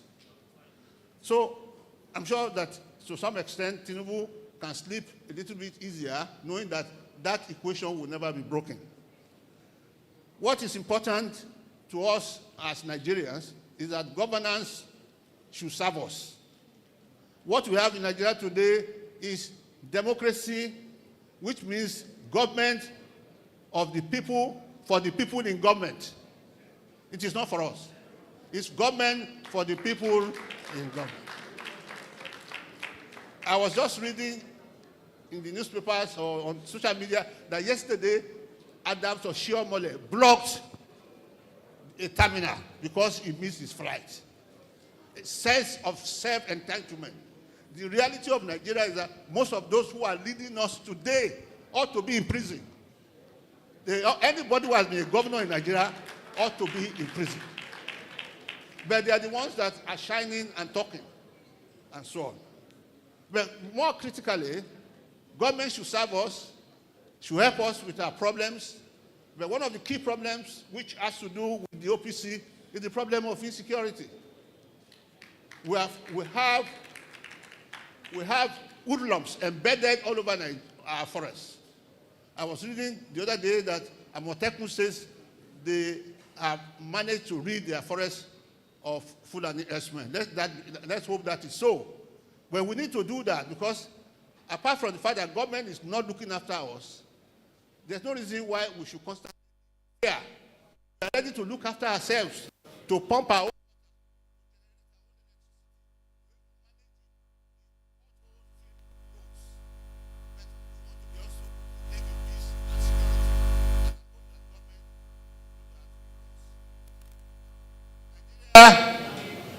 It's a work in progress. I don't know how we are going to get there. Those who want rotation must work on the strategy of those who want restructuring must work on a strategy of liaising with other ethnic nationalities. We need to put in our constitution a principle of referendum that will enable us to vote for separation, for restructuring, and such other governmental change. My time is up, distinguished ladies and gentlemen. I thank you for your attention.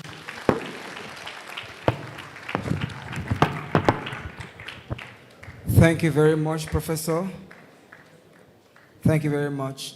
Ladies and gentlemen, that was powerful. A round of applause for him one more time. Nigeria needs people like you, needs people like Ariel Nokankafo. Nigeria needs people like you.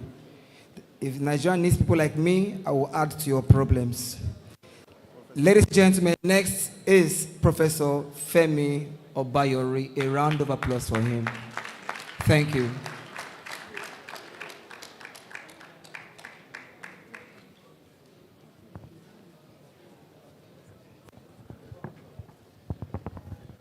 Oodua ni mí. Oodua ni mí. Oodua ni mí.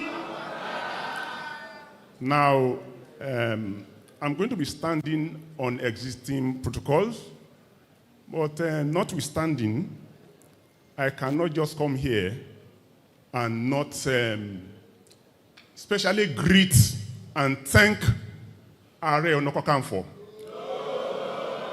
of Yoruba land, Iba Gani Adams. Now, I can go on and on and on and on to, explain why it has to be so, and still not be able to exhaust what. But I will just say one or two things about Are. Are has been there for more than 30 years. He started as a grassroots leader. He was with us back in the days in Campaign for Democracy, OIM, then later OPC. When some of the leaders were in prison, Are will always tell you. That's why I say he's always been a leader. He will always tell you, ibi tí wọ́n ní wọn kì í lọ yẹn lára máa ń lọ. Ohun tó bá ní wọn ò lè ṣe, pé kò ṣeé ṣe, he will do it. Having said that, the task before us is very simple because it's a struggle that we have always been part of. Now, the topic is June 12 as a catalyst for national development through federalism and Nigeria's integration. This topic is one that is loaded. But let's first talk about June 12. Now, a lot of people look at June 12 from different prisms. For some, it was an election that was the fairest in the history of our people, in which people voted and the election was annulled. But just like Are hinted earlier, it was not that election that made June 12 tick, because majority of Nigerians had already lost hope. They never believed Babangida was going to hand over. Therefore, a lot of people did not vote. But majority of those people that voted for Bashorun MKO Abiola. And the collation took a very long time, ages, days. until June 23rd, when that election, when the announcement was made that the election had been annulled. And our people were enraged. So that response on the part of our people to resist the annulment was what made June 12th tick. Now, I'm not going to go into the details of all the things that happened, but I know that between June 23rd and July 5, 1993, several attempts were made by the people to air their views, to show that they were not in tandem with what the military had done. And on July 5, the intention really was to mobilize Nigerians to Abiola's house to show that we were not satisfied. And when people dispersed on Sunday, we meet on Monday, the expectation was that there would be 5,000 people. But it was estimated that 2 million people came out. And that was what made June 12th tick. It was a struggle for resistance. A struggle for resistance against exploitation, against oppression, against injustice, in hope that if we were able to regain that mandate, there will be a change in the quality of lives of our people. And that something fundamental, it will therefore be possible to do something fundamental about Nigeria.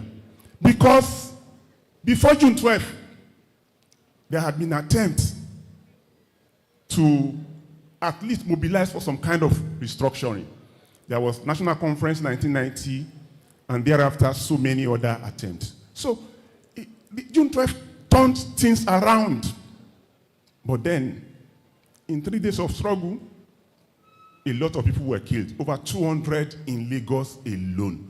What point am I making? That it's a struggle watered by the blood of ordinary Nigerians who resisted the annulment of that election. Then even the elites in the assembly also tried. That was how Nagdeku emerged. That was how a whole lot of our leaders were murdered. Some went into exile.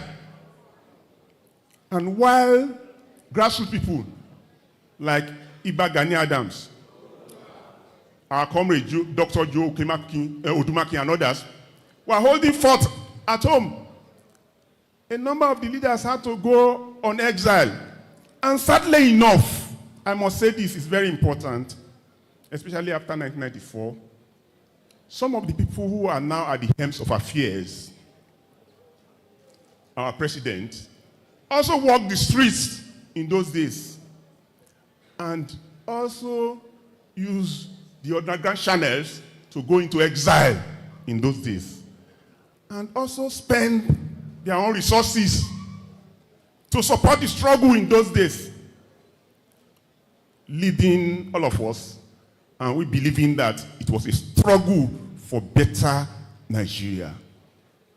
But today, what we have, majority of people in government came from that tradition. The most brilliant elements came from that tradition. But what do Nigerians have to reap for it? Today, we have become worse off than before. Expectation was that with transition to civilian rule, Nigeria will be better, and we will have restructuring. Now, having said that, let's look at the problem before us really. Federalism. What is a federation? A federation simply means different people or different nations coming together who have defined the LCM of how they want to live together. That is what a federation is. But what do we have in Nigeria? We have states. After the coup of 1966, after which, a unitary constitution was imposed on us by Rosin and subsequent military regime, what we've had is not a federation. If anything at all, most of these states have been created by whim. That is why You have Yoruba minority in Kogi. You will have Yoruba minority in Kwara. It does not make sense. And this has to what? Change. And that is the essence of what we expect. That Nigeria must become a true federation. Yoruba people must come under the same administration, even though you have administration at various other levels. But at least you must be able to put in place a government that take into cognizance our own ethnic peculiarities and our own goals as a people. We cannot assume that Nigerians are the same people in terms of what their goals are. No, we are peoples. We are peoples, and if we must come together, there must be an opportunity for us to discuss how, on what terms. But what do we have? We do not have federalism. No fiscal federalism. We cannot say, we have federalism at all levels.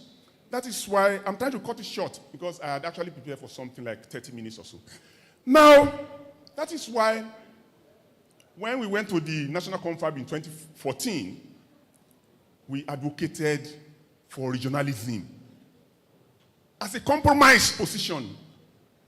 Regionalism as a compromise position.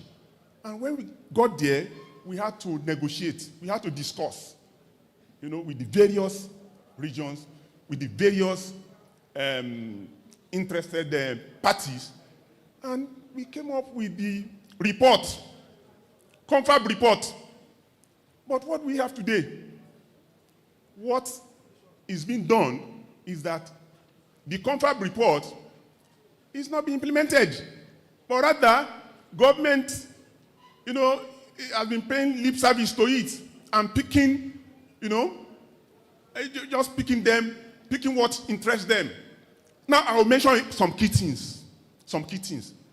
You cannot have a federation in which the governor of Lagos, right, cannot give orders to the commissioner of police. But the commissioner of police will wait for the IG.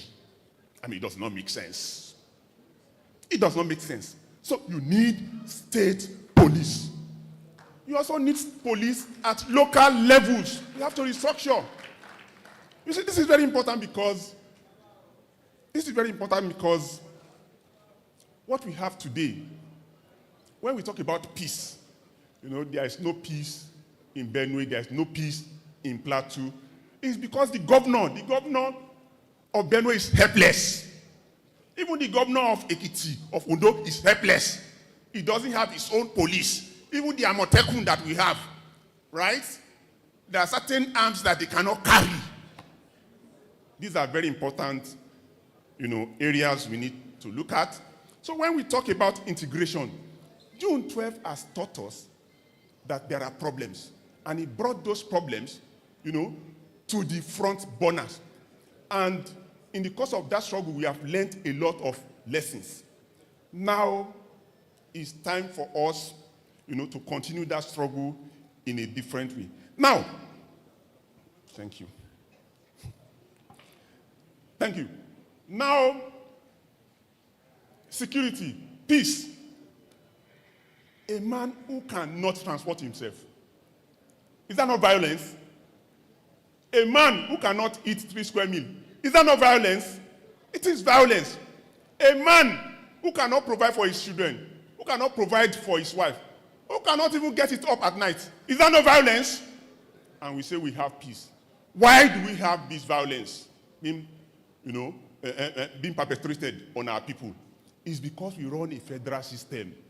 We also run a system that is not democratic enough. It's because, that is why Tinubu, for instance, was able to impose on us his neoliberal policies.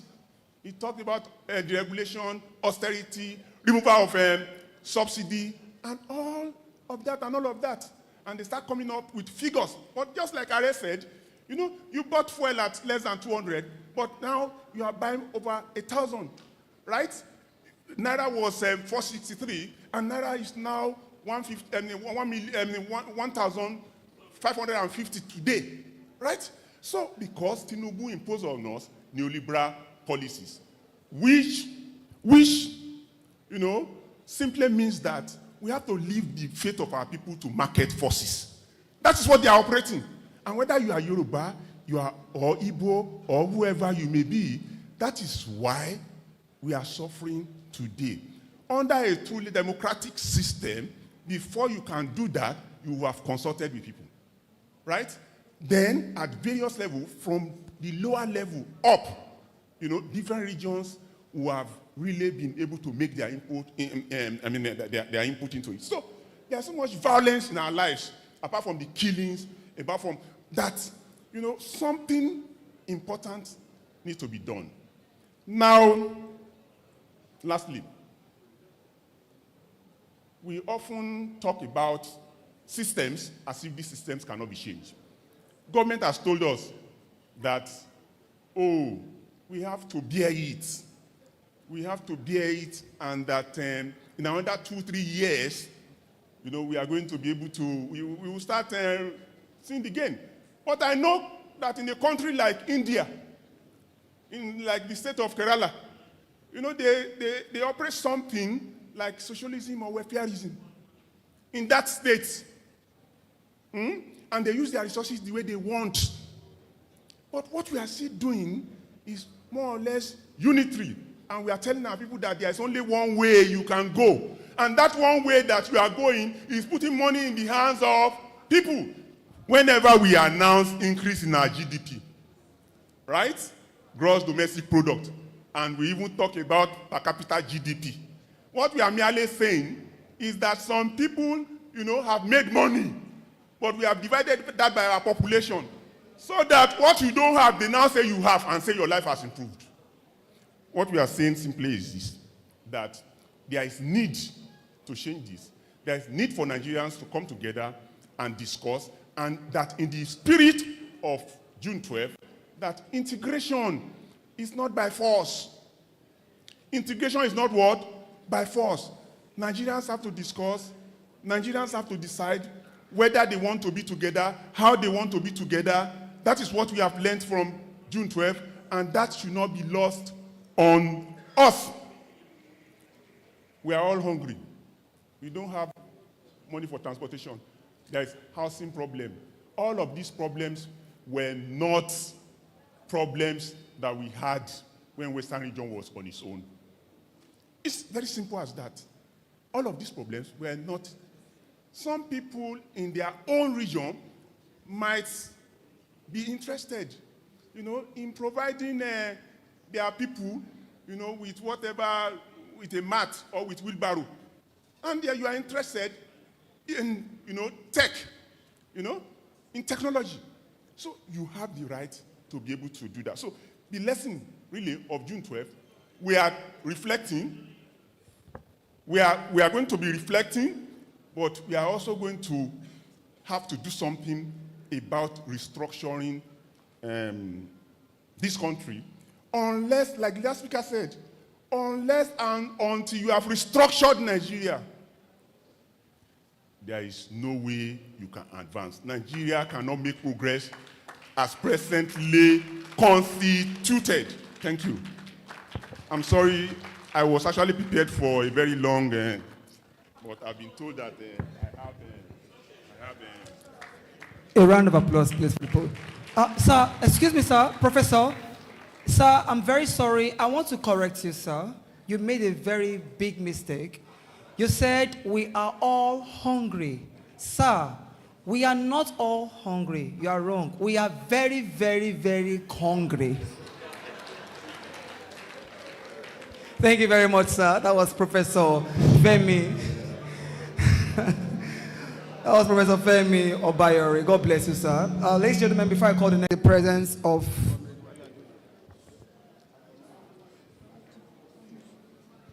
Alhaji Kudus Abubakar, the Deputy President Arewa. Please, a round of applause for him, too.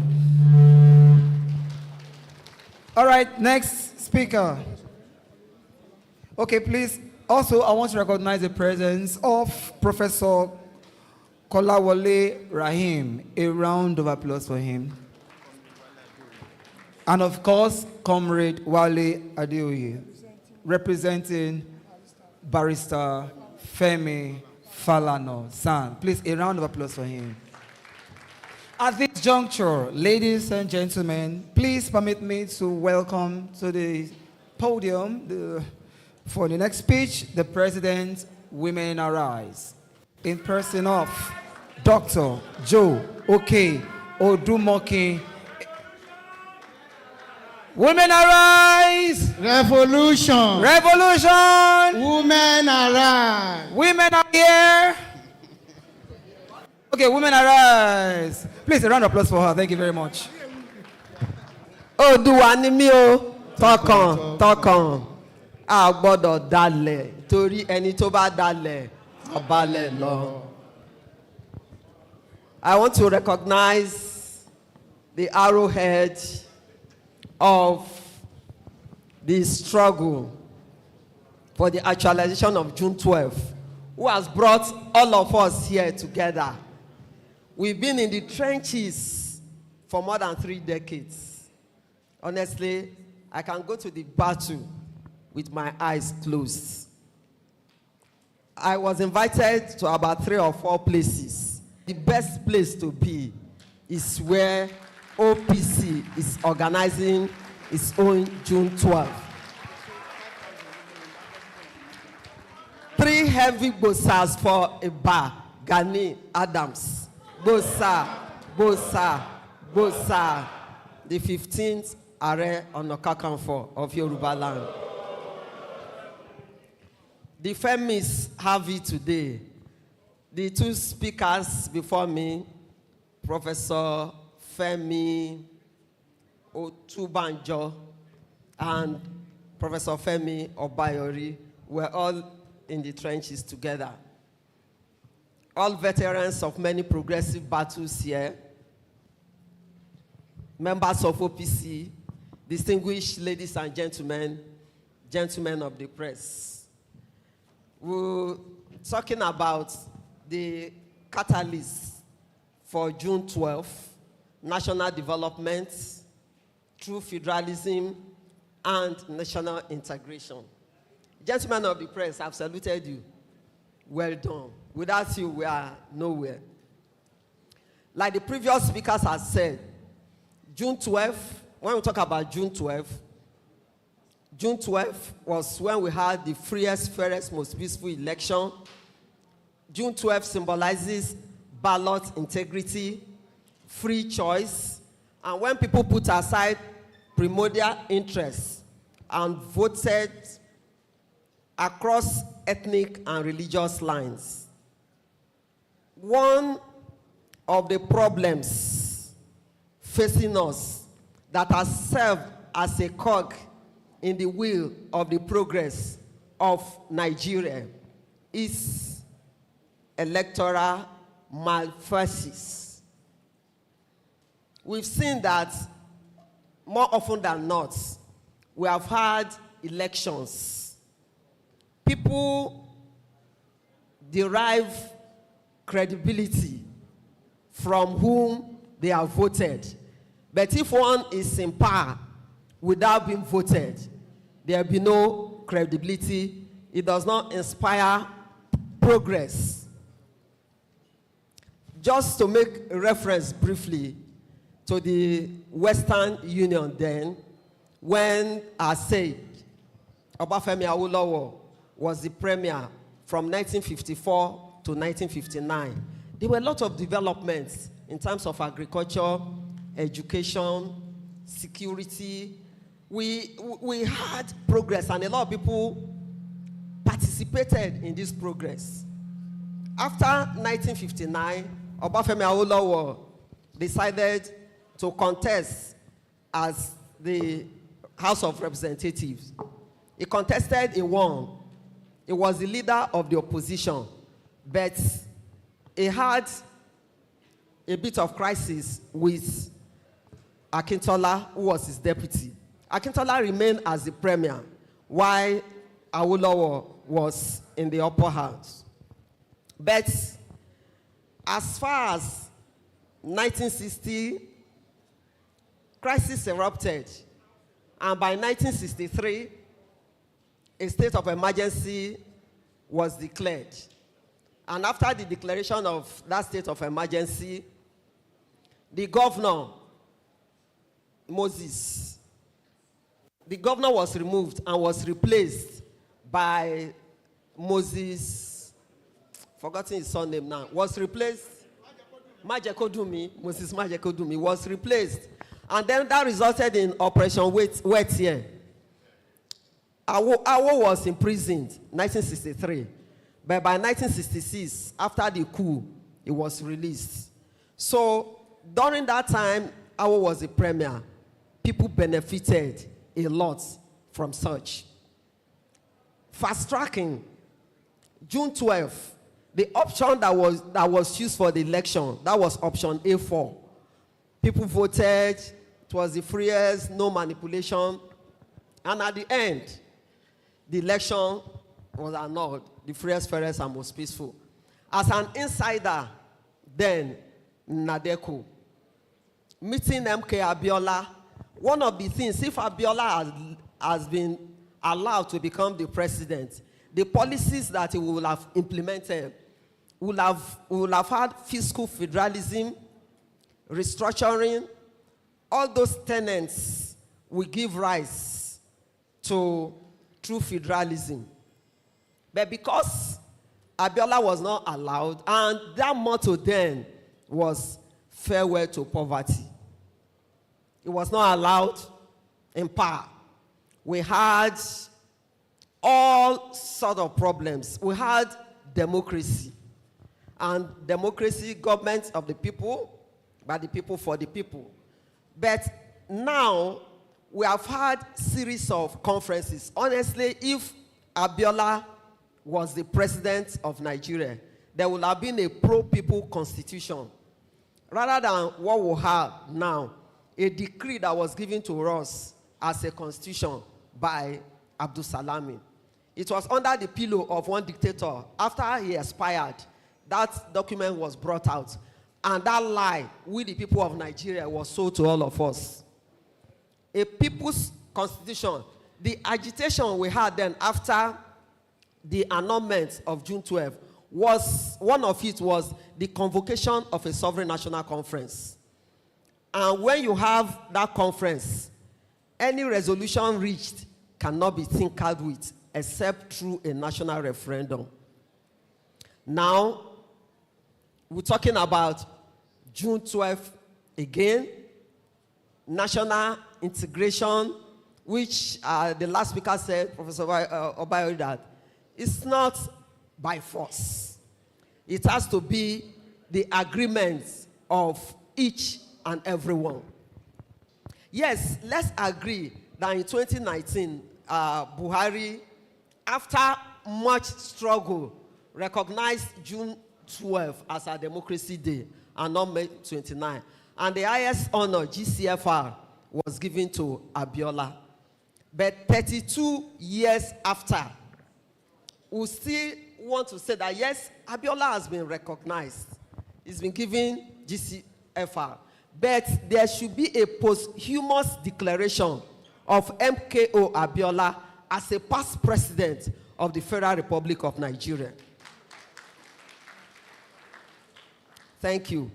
If Abiola is recognized, we should see his portraits everywhere, at the airports, anywhere you find portraits of past presidents. MKO Abiola's portrait must always hang there. And that's what we're talking about. Yinka Odumakin had always said that the only vehicle for revival is restructuring. Honestly, it's just, the country cannot be like the barber's chair. All of us have visited the barber. It will tell you it's motion without movement. We have to move. And for us to move, our constitution has seriously been tinkered with. There must be that people's constitution, which each and every one of us, we participate.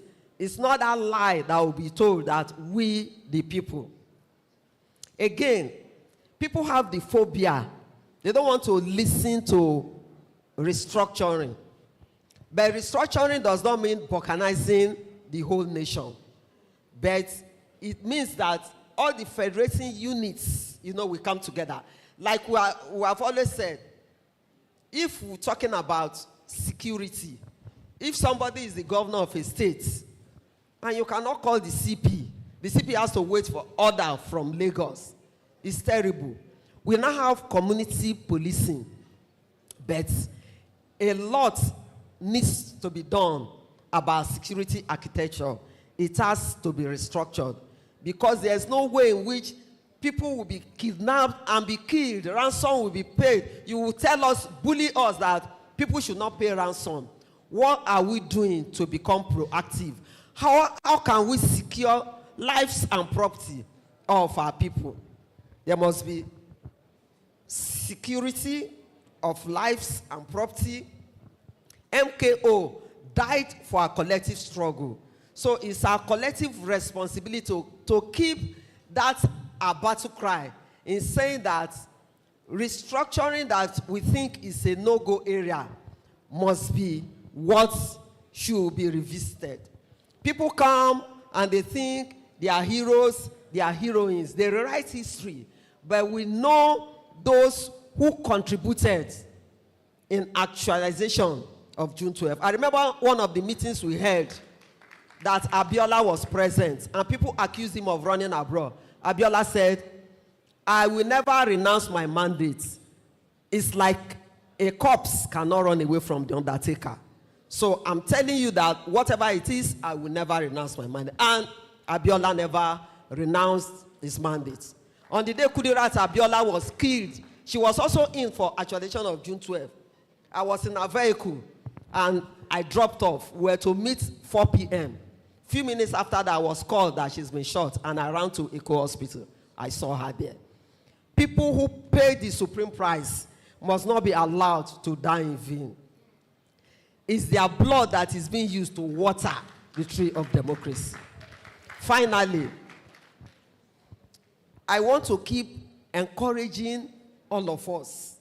Just as we force it down the throats of the government to accept June 12 as our Democracy Day and not May 29, it must remain a battle cry that Nigeria must be restructured. We must also think about the facts. In conclusion, you must think about the fact that anyone that is dead cannot talk about restructure, cannot talk about anything. Security of lives and property must be prioritized. Ẹ ṣeun ẹ̀yin ènìyàn wa, ẹ jọ̀ọ́ ẹ jẹ́ ká gbéradì, ká dúró nìkan, ká sọ pé Nàìjíríà wa yìí kò gbọdọ̀ bàjẹ́ lójú wa. Ndị Igbo nneke n'onye ọbụla, ka onye ọbụla jisi ike ka anyị ncha anyị shi, ka anyị si na obodo Nigeria ini ọma mmebi nene n'ihu anyị daalụnụ. Thank you very much for listening. Solidarity forever.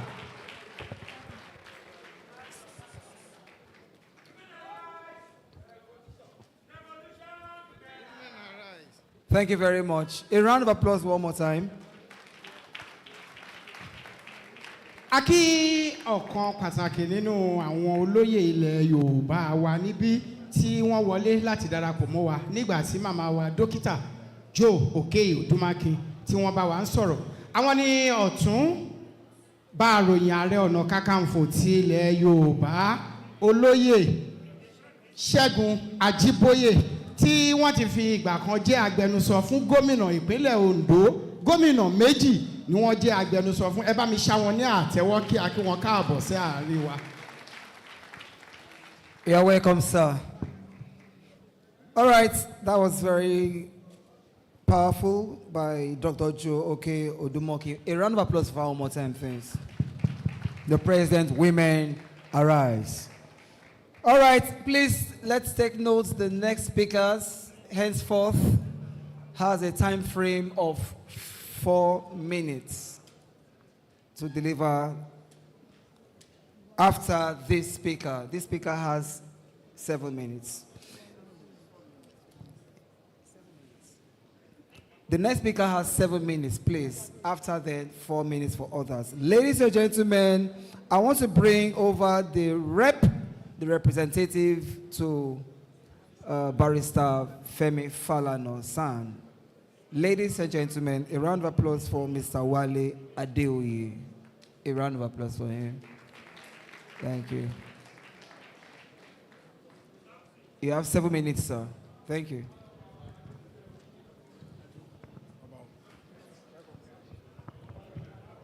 Oodua ni mí. Oodua ni mí. Well, first of all, mo wá ṣe aṣojú Falana ní bí. So you are going to be robbed the excitement of Falana's rhetorics. You are going to be denied of his firebrand. And I was informed less than 2 hours ago. So if I'm mu gàrí lọ́wọ́ ni, náà dédé pè mí pé mo wá okay, mo wá lọ wẹ̀, mo bá múra pé kí n wá mi ò ráyè kọ ìwé tó yẹ kí n kọ láti wá fi sọ̀rọ̀ nípa nǹkan tí Falana máa sọ. Ṣùgbọ́n mo fẹ́ sọ wípé tí Falana bá wà ń bí kò dá mi lójú pé nǹkan tí mo fẹ́ sọ yìí ló máa sọ o.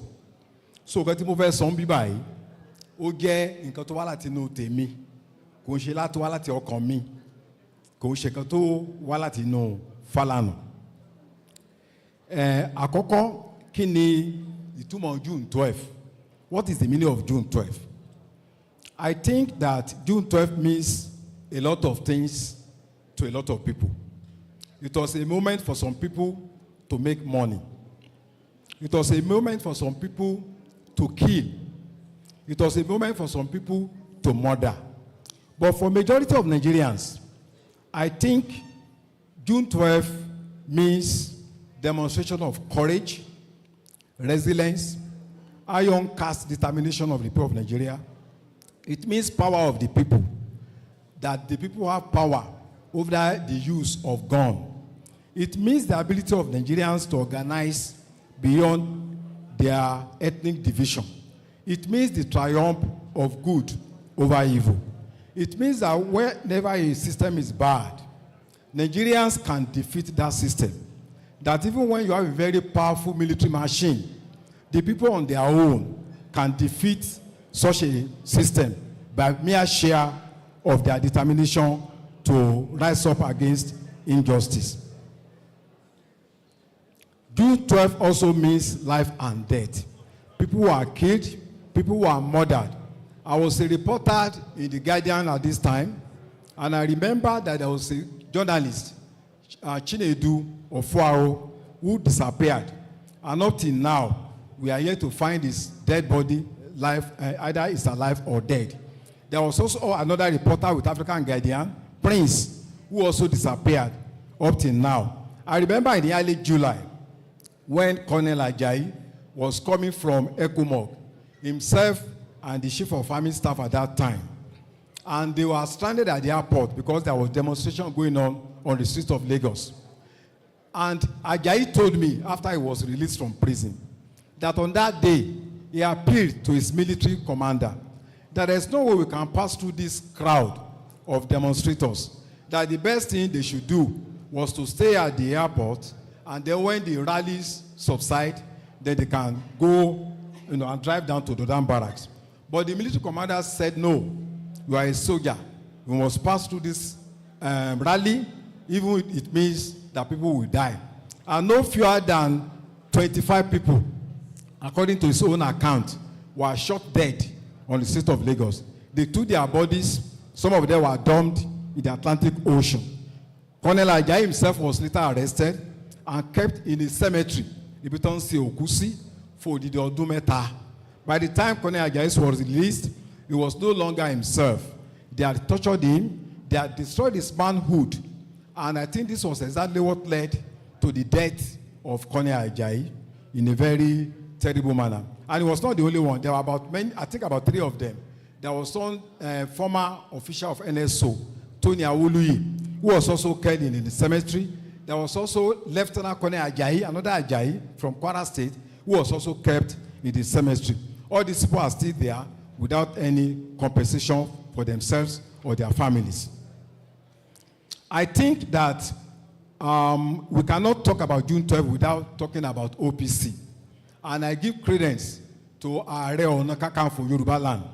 Because at that time, I think he was heading the movement at Mushin, but he gave inspiration, he gave his life, he gave his vigor, he gave every pint of his blood to ensure that he was able to fight for his own people.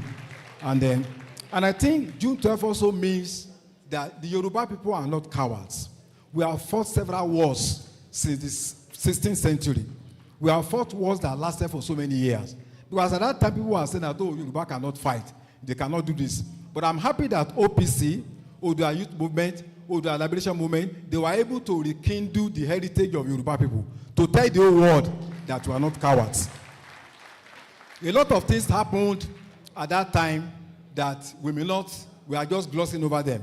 I remember I met the ambassador, the South African ambassador to Nigeria at that time, and he told me that the OPC achieved what it took the ANC about 50 years to achieve. I said, what? He said they were able to build structures in every village, in every town, all over Yoruba land. So history will always be kind to this organization for the role that the organization played in the struggle for liberation of Nigeria. Now we have been asked to speak about what is the gains engaging democracy since 1999. I think one of the greatest problems that we have is that in 1999, we were given a constitution that was drafted by about 7 people, the military.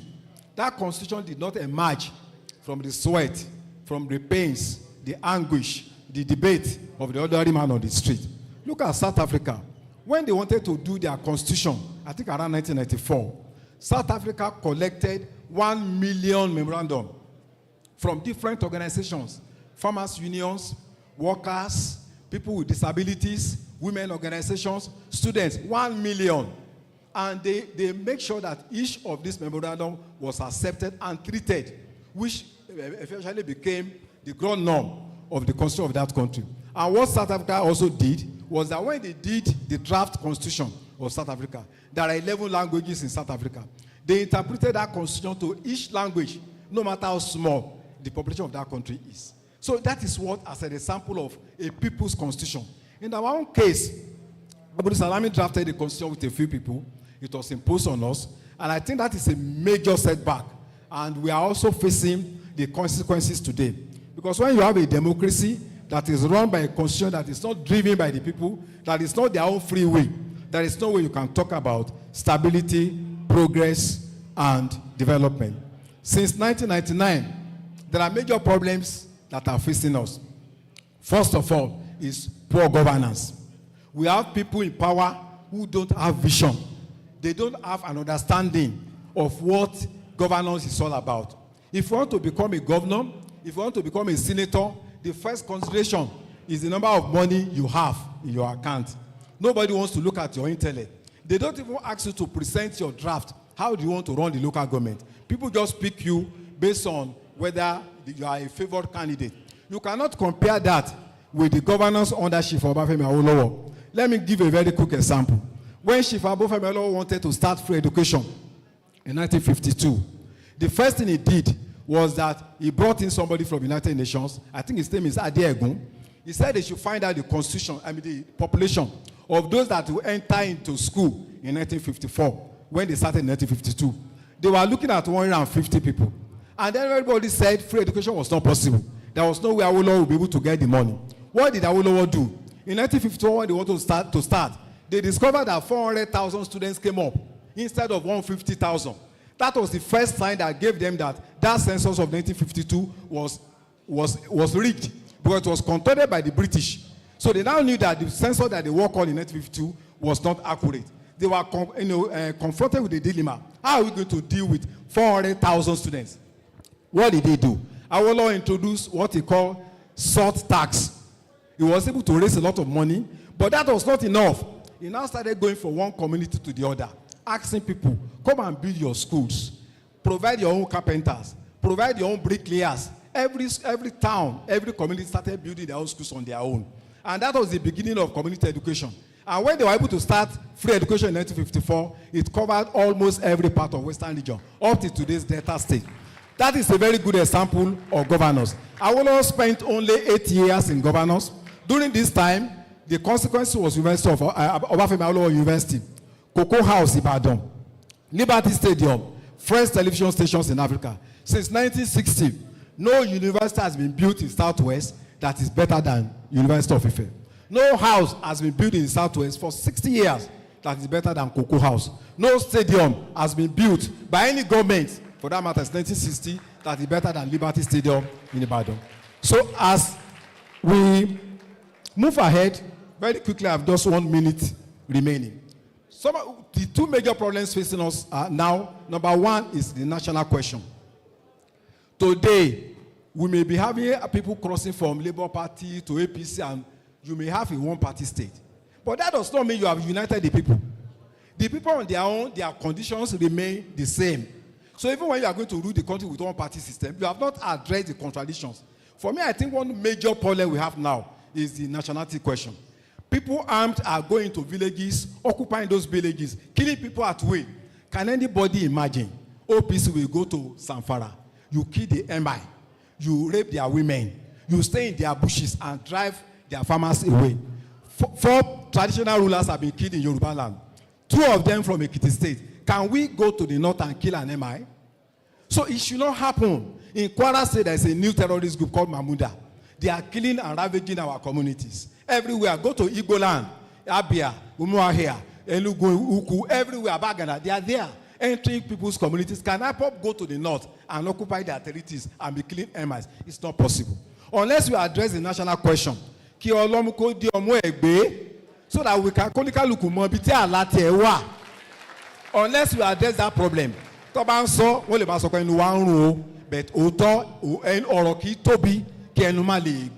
unless you address this other question, Nigeria will fail. And I say on the last note that Nigeria, you either shrink or you sink. Thank you very much.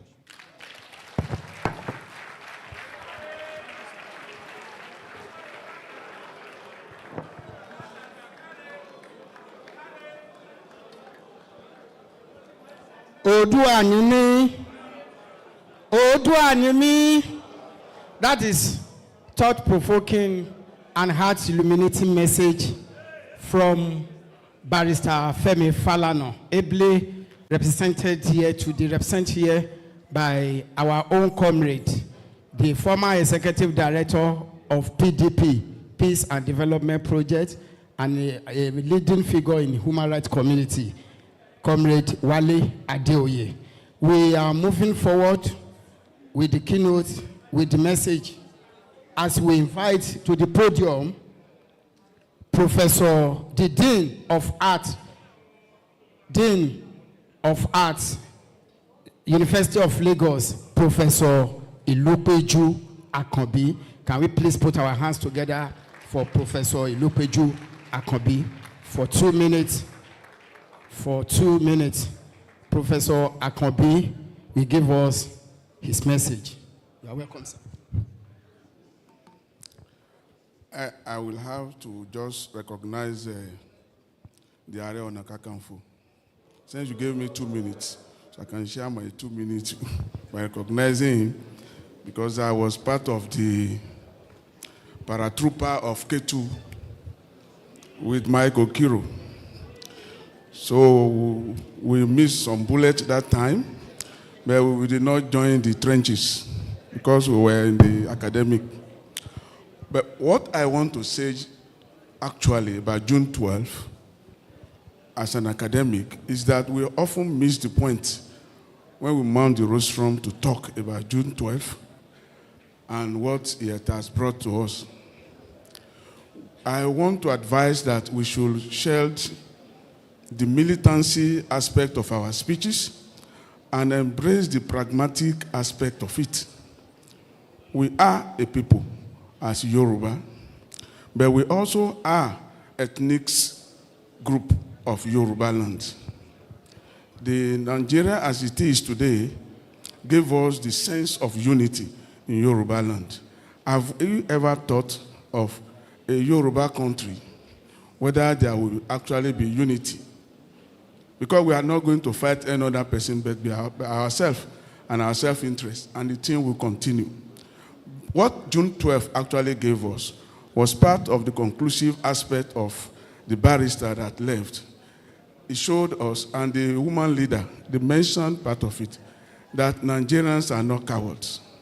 Given the opportunity to choose, we will choose without thinking about of your ethnicity, your religion, and your capacity to spend money. But the actual problem facing us today is that the people don't vote. And the people have the power, but they think their vote doesn't count. Make it count. I have been a member of electoral process since FEDECO. In those days, till now, I still participate. And I know that votes do count. But it is when it goes to collation centers that we see different kind of results, when the people that are supposed to represent political party compromise themselves.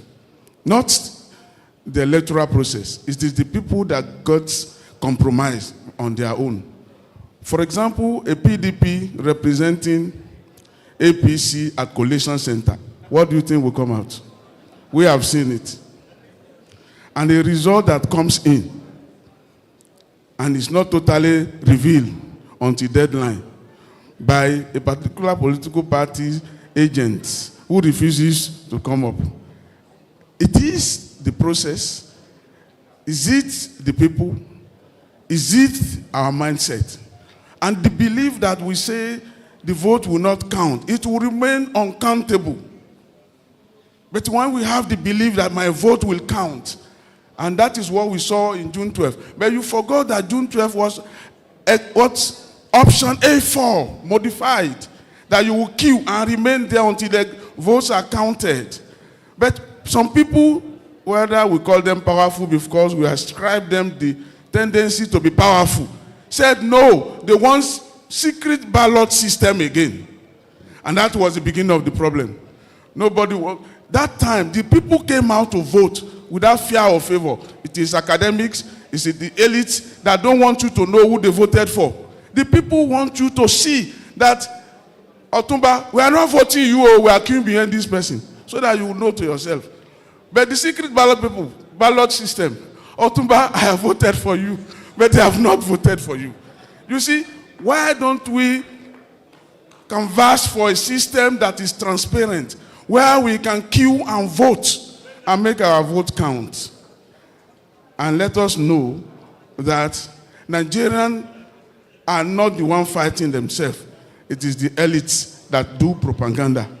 Because that was proved during June 12th election, where across the country, MKO secured votes.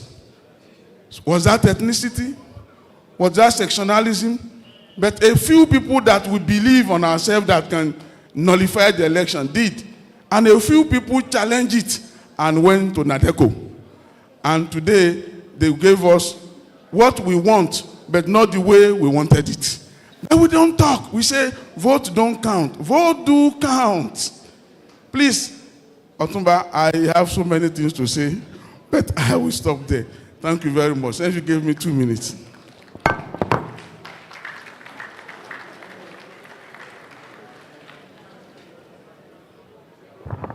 Thank you very much. A very brief one. Without wasting time, please, let's welcome to the podium the next speaker in person of Professor Oshikbiton Adebola. Please, a very sounding ovation.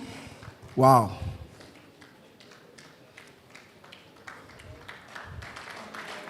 Is that how you clap for a professor? You look good today, sir. You're welcome. Dear participants, my own contributions may be different from those that are spoken earlier because they are activists. Maybe we are those behind activists working on the ground. Some of them we knew, but because before I proceed, I want to acknowledge the host here this afternoon. That is our own Iba Gani Abiodun Ige Adams. We appreciate you, sir. I'm also Oodua Toko. Some of the things, before I came here, I did something that somebody did in the Bible sometimes. I said, where I'm going, I cannot talk much. I'm a stammerer. I don't know how to talk. And God said, don't worry, go there. I will have prepared the ground for you. And it started from our own chief host. Sir, what you presented here is qualified even for an inaugural lecture. But professors will just look at it, dot the I's and cross the T's, and you can present it anywhere. Because some of the things you will have said you have presented is a good one, I give it to you. Well prepared and properly delivered. Having said that, I should have just left now, but I want to exemplify something talking about true federalism, talking about what? Integration of the nation. Sir, it was demonstrated here this morning or afternoon. In what? In the troop that we presented here. We saw the different tribes of the countries there, and they agreed on the roles that will be played by federating units. I see them as federation. And we have federating units in them. We have somebody drumming the baton. We have somebody. It's not as if it is when they get there, they will now be quarreling about the roles that will be played by everybody, by each person. So when we are talking about federating units, we said, yes, there is a federal government at the central, but how far have they taken along the other units? Are we really enjoying democracy? Is it true democracy? Somebody sang sometimes, we call that person Abamieda. It spoke about democracy. He sang demonstration of crazy. He said crazy demonstration. He sang about party government. If you can sing that several years ago, and we are still talking about party government now, we are still talking about demonstration of crazy. What are we talking about? Let me use this opportunity to acknowledge activists. Some people died because of this struggle. Ladies and gentlemen, our leaders need to know that there is no free democracy. Some people paid the supreme price before they are sent to where we are today. They just told us some people disappeared. Some people were maimed. Not only killings. During that period, some people were just in their room, in the comfort of their room, and stray bullets came, several. They are on their beds. And some people up till now, we are not able to even locate them. You know why I recalled? In those days, we were at Ife. I'm a great Ife. And we also have some great. We have some leaders there. I don't know how many of us we know Akim Adiola Shueton. And activities should have been here today. We are together. And I remember that I went to visit him at Ileya prison. I was crying because of the way he was maltreated. But I want to thank activists. I want to please extend my appreciation to our daddy Femi Falana. Our daddy, late Gani Adams. These are the people and other activists that stood for. Gani Faweyin was there. I'm ceased to say something about that. He knows him. He will have been here. In fact, they practically sent Akim Adiola Shueton out of the university. They said, you will not graduate here. You are into the struggle. But we thank God for the likes of our Iba Gani Adams. They said, no, you will graduate here. Can I tell us something? Though he did not graduate the same year that we graduated, but he graduated from Ife. It's a great Ife. So I want to appreciate everybody, and I want to appreciate you, sir, for bringing out this gathering. And you should sustain it and do some other things, some other improvement that we need to also improve. I will chip in that later. But one thing that one will see in you this morning or afternoon is that you are a disciplined man that don't tolerate indiscipline. I can see the way you came out. Honestly, I must give it to you that you said this is not a political gathering, it's an academic gathering where lectures will be given. Some of us came here before 10 because that's the way we are brought up, even from Abeokuta. So once again, I want to thank everybody, especially the activists that have contributed one thing or the other What about the parents of people that are missing now? Where are they? But this is one of the ways by which we can compensate and remember them, by celebrating every June 12. Once again, I want to thank everybody gathered here today. Let me say this before I leave, ladies and gentlemen. It will gladden my heart one day when we have gatherings like this in the north, when we have gatherings like this in the east, commemorating June 12. Thank you.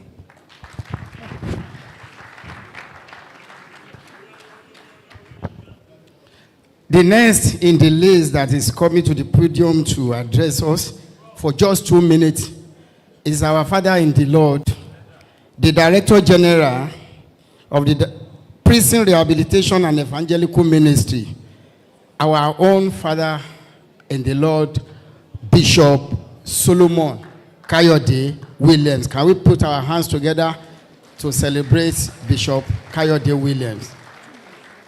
Just for 2 minutes. For 2 minutes, he will address us on the importance of June 12. Why are we here today? Thank you, everybody.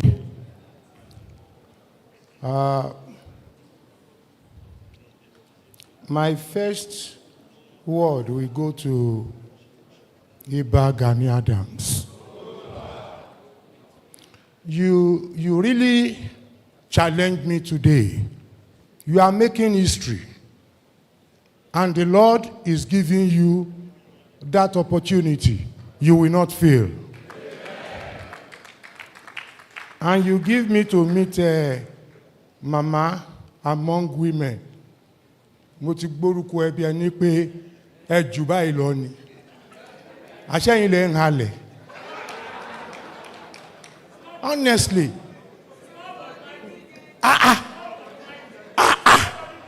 Kí ló dé sẹ́ni náà nìyí? God will bless you. We celebrate you in Nigeria. You don't know your fans. Akpo, àwa àgbà. Amen. I just feel that Iba Gani Adams has plainly explained to us all other protocols duly observed. But as a pastor, I must come clearly. Nigeria will change. Your struggles will not be in vain. And it will be in your lifetime. Wọ́n ní fẹ́ jẹ́ ṣètùtù orílẹ̀-èdè. Ẹni tó bá torí ẹ̀ fọ́ àgbọn kì í jẹ́ ń bẹ̀. Ìdààmú ìtó nítorí ń sọ ni, and you are not saying it violently. That is why I'm giving it to all of you now. You are dájáde àgbọ̀rò kí gbogbo aláṣẹlẹ̀ ń ta. All that make me to come and celebrate you. But what you are saying is academic in nature. The elites understand your language. Kò dìgbà tá bá para wa ká tó gbé nǹkan gidi jáde. I visited you in the prison several times. And I am very proud of you. Very, very proud of. Kò síbi tí mi ti lè sọ̀rọ̀ ẹ. Torí, if you can package this, ṣé PhD ló gbà ni? Ṣé masters ló ṣe ni? You came out boldly like a lion. Iba Gani Adams, we are proud of you. Thank you, all of you. Bye-bye.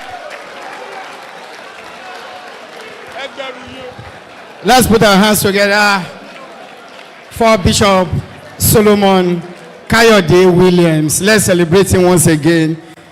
Let's give him standing ovation. Let's give him a standing ovation. Daddy, we appreciate you. Whenever we see you in our midst, we are always encouraged, and we appreciate your coming today. We thank you for that word of encouragement. We appreciate you. The next person that is coming to the podium to also contribute to the discussion is a friend of the house, somebody that we see oftenly in our midst here. Last year we did it together. This year is going to do it again. Join me as I invite to the podium Pastor David Ololade.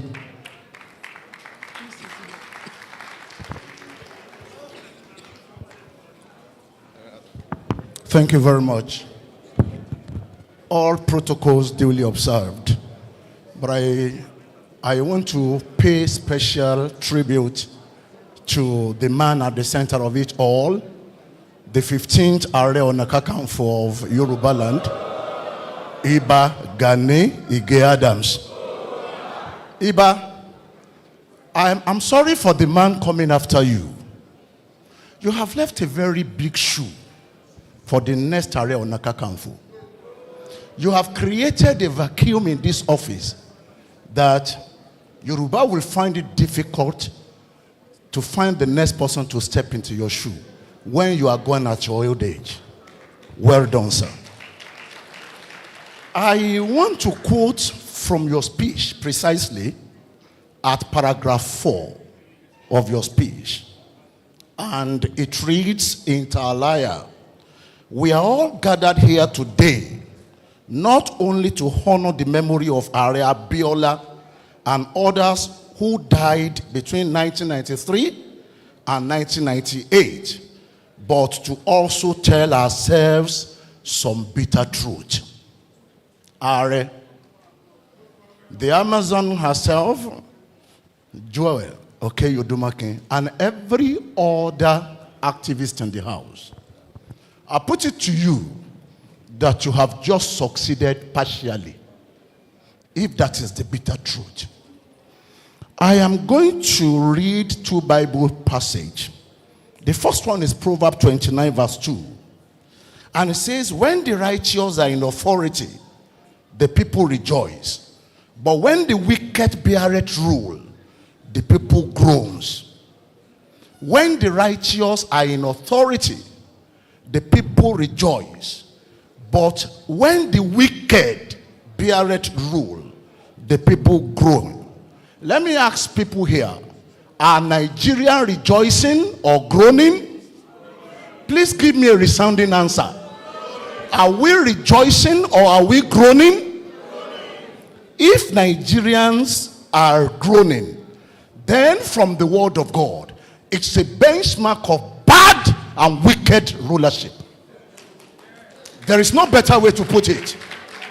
If Nigerians are not rejoicing but groaning, it's from the word of God, which is not mine, the Holy Bible, that wicked people are the helms of affairs. The number 2, the second Bible quote is from Ecclesiastes chapter 4 verse 1. And I returned and saw the oppression being done under the sun, and behold, the tears of the oppressed, and they have no comforter. Please note that. The tears of the oppressed, and they have no comforter. And on the side of the oppressor, there is power, but they had no comforter. 3 years ago, after this same event, I accosted the Amazon, Lady Joel Okei Odumake, and I told you, ma, why are you not in the Senate? It is right here. I asked you, why is it that someone like you are not in the Senate? Are, sir, how many of your men are in power? We come here every year to do what in the Bible we call lamentations. And God willing, God sparing us, we shall be back here, same podium next year to lament all over again. I asked from the Are Ona Kakanfo himself, Iba Gani Adams. I asked from Joel Okei Odumake. I asked from every one of you who are in the trenches to kill the number of this democracy. How many of your men are in power? How many? Now, I am not talking of politicizing OPC, OPU, and every other organization under your command, sir. But I am still asking, sir, how many of your people are in power? Sir, are we saying your influence as of today cannot fix people that can heal our land in political powers? Are we saying your influence cannot fix state governors? OPC is over 10 million strong. OPU is in 103 countries of the world. Are there not people who are interested under your watch? Sir, that will be a word for the wise. You have become an institution with a platform. Finally, I want to seize this opportunity to talk to our son, our father, Akambi Omolodode. Mo fẹ́ bá bàbá sọ̀rọ̀ níbi tó yẹ kán ti gbọ́ bí ìránṣẹ́ Ọlọ́run. At the back of this program, this pamphlet, and every year are the pictures and lists of what we call heroes and heroines on June 12. Pathetically, the picture of the president is the number one here. His picture is the number one here. He was part of those who fought to actualize democracy. Now, I am asking from Mr. President, seizing this opportunity, sir, is this the type of Nigeria you were fighting for as an activist? I asked from the president. When the president was fighting, when he ran away, when he went on exile, was this the type of Nigeria the president of today was fighting for? That's number one. Number two, is this the type of government MK Abiola for whose sake you fought assiduously and vigorously would have run if you have succeeded in making him the president? If Abiola has become the president, Mr. President now, is this the type of president he will be running? And finally, if Abiola were to be running this type of government, Akambi Omolodode, what would be your reaction? Thank you for listening to me.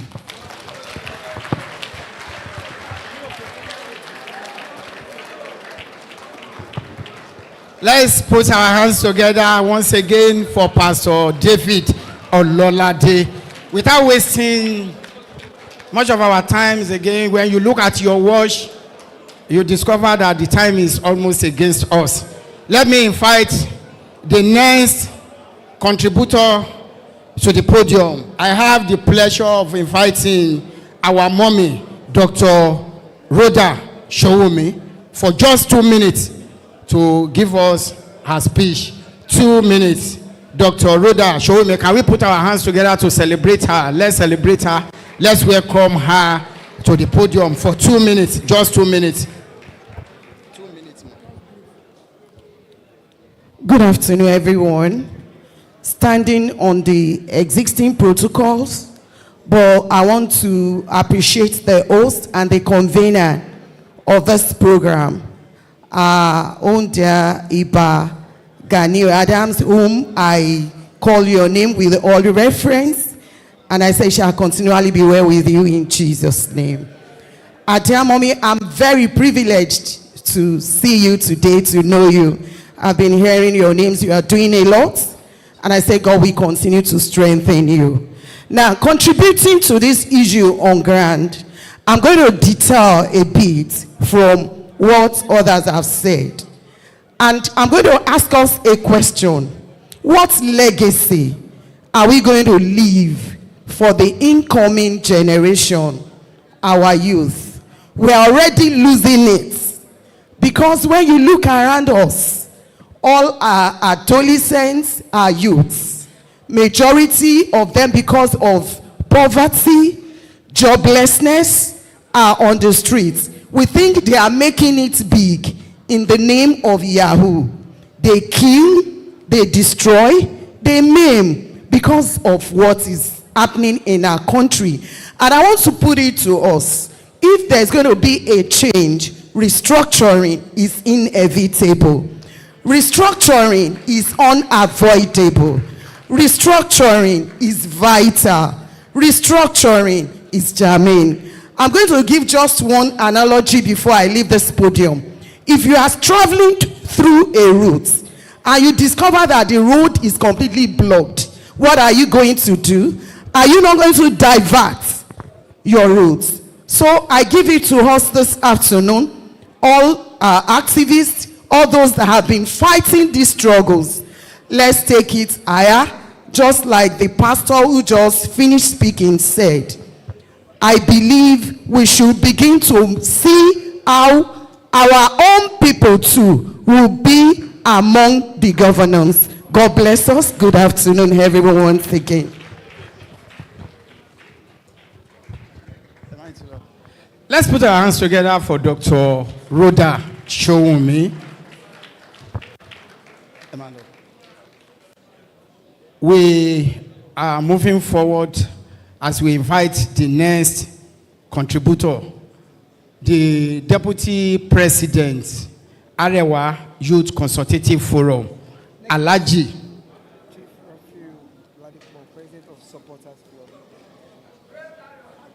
Alhaji Kudu Abubakar, for 2 minutes, he will be speaking with us on the importance of June 12th and the reason why we are all gathered here today, just for 2 minutes. Alhaji. Firstly, before I came to the crowd, that Alhaji you call me, I dash you the Alhaji. I'm not Alhaji. I'm not Alhaji. Alhaji àlejò ló ń jẹ́ bẹ́ẹ̀ mi ń ṣàlejò ní ìlú bàbá mi.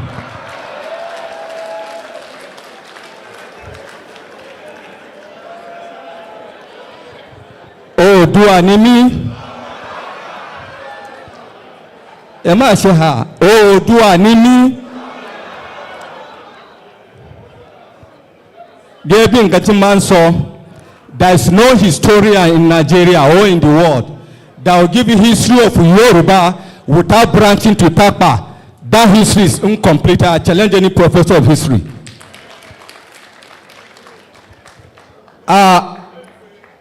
Let me specially thank the Ààrẹ Ọ̀nà Kakanfò, our own person, our brother, our friends. Iba Gani Adam.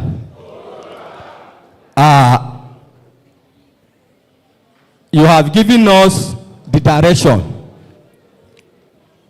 In the whole June 12th event in Lagos today, there is nowhere like this place. I said it openly. And why is it like that? Because you have a direction. And people will continue to follow you. Pastor David, thank you very much. You asked a question, just like the Ààrẹ said earlier, APC, PDP, Labour and other political parties, we went to the same market. There's no market, they say this for APC, this for PDP. Nigerians are suffering. There's no doubt about that. We should not hide it. It is better, yes, Ashwaji is our person. He's also part of the struggle. But the better way we can advise him is to tell him the truth so that he can amend the wrong he's doing to Nigerians. That's the only thing we can do to help him out. He was part of this struggle. And I know when, during the struggle, he ran away. He went to exile. And all of us know what he has been telling us during the struggle. He is our father. He sponsored the Pronaco event in Lagos here. Today, he has forgotten all those agenda of the struggle. He has forgotten them. My brothers and sisters, the only way is what the Ààrẹ, his opening speech has told us. So please, without any missing any word, I will say the members of Arewa Youth Consultative Forum concur and support the motion moved by Are Ona Kakanfo.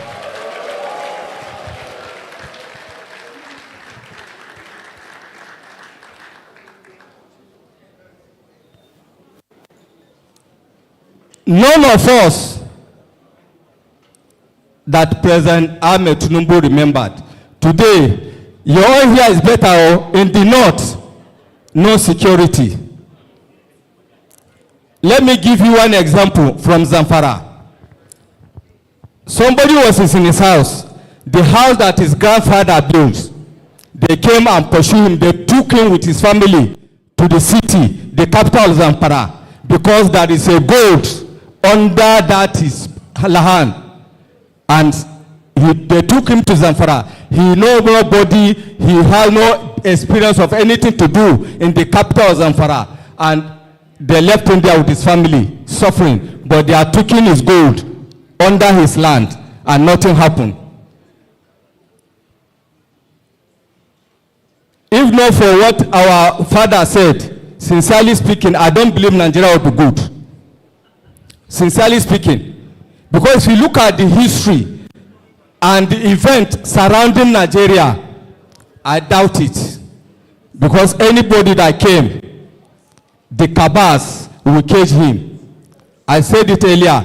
All of us here, the comrades, we are the ones singing at that time that Buhari has been caged. Tinubu has been caged, my brothers and sisters. Sincerely speaking, he has been caged by the cabals. Because we know that is not Tinubu. That's why, comrade, I was in your FM station on the Independent Day. I said it, that a son that is 64 years cannot move, is crooked. Something is happening. Nigeria is not moving forward, though. Let us not deceive ourselves. It is better. That restructuring that they don't want to hear, we should always be singing it from today until we get it. That's the only solution in Nigeria. That restructuring must happen. Let me tell you, our there is power in your tongue. If you don't know, you should know it. There is power in your tongue. And here, whatsoever we conclude here, wallah is going to happen. Because you are giving direction, and I believe in that. So I'll conclude by calling Alhaji Adamu. Everybody in this hall, please make your intention in your mind. We are going to pray. This is a special prayer. Just 1 minute. Sorry. Adamu Bismillah. Benny.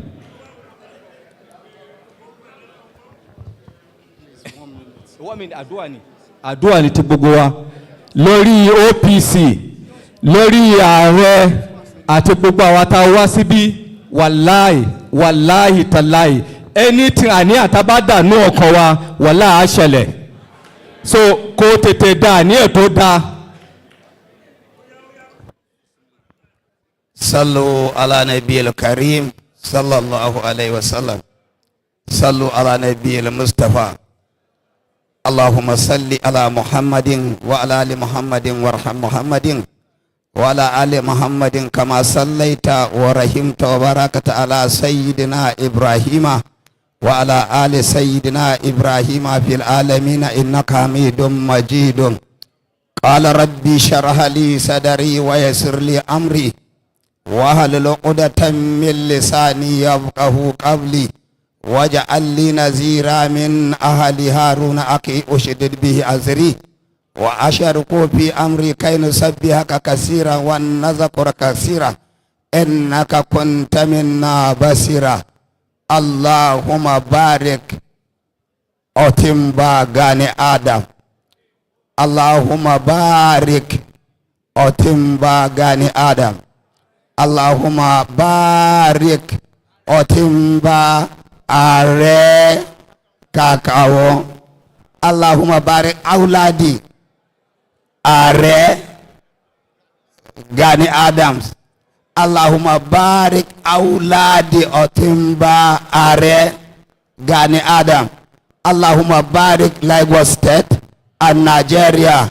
ربنا لا تواكذنا إن نسينا أو كدانا ربنا ولا تحمل علينا إسرا كما حملته على الذين من قبلنا ربنا ولا تحمل علينا إسرا كما حملته على الذين من قبلنا ربنا ولا تحمل ما لا طاقة لنا به واعف عنا واغفر لنا وارحمنا أنت مولانا فانصرنا على القوم الكافرين ولا حول ولا قوة إلا بالله العلي العظيم صلوا على نبي الكريم. Thank you.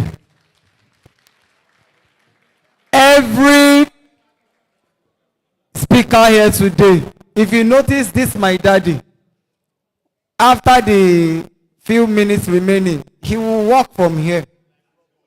He will do like this. He will drop a paper. Every speaker, I am stupefied. Even the man praying, if he came and drop paper, pray finish. Thank you very much. The next speaker. Let me invite the next speaker, the next contributor, the person of our own, the friend of the house, Chief Rafiu Ladipo, the President General of Nigeria All Supporters Club. Let's put our hands together to welcome Chief Rafiu Ladipo to the podium. You are welcome, sir. Thank you very much. Distinguished ladies and gentlemen, I want us all to appreciate Iba Gani Adams first. Let us appreciate him, please.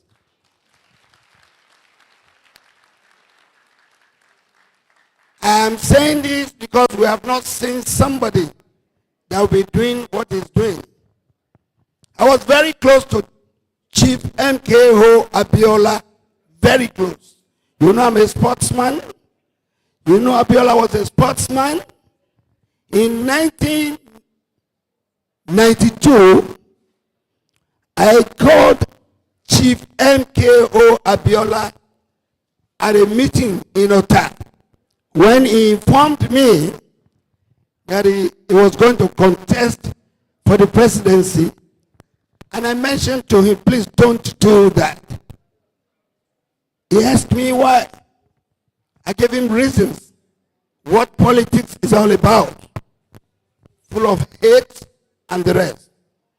Now in his word, politics.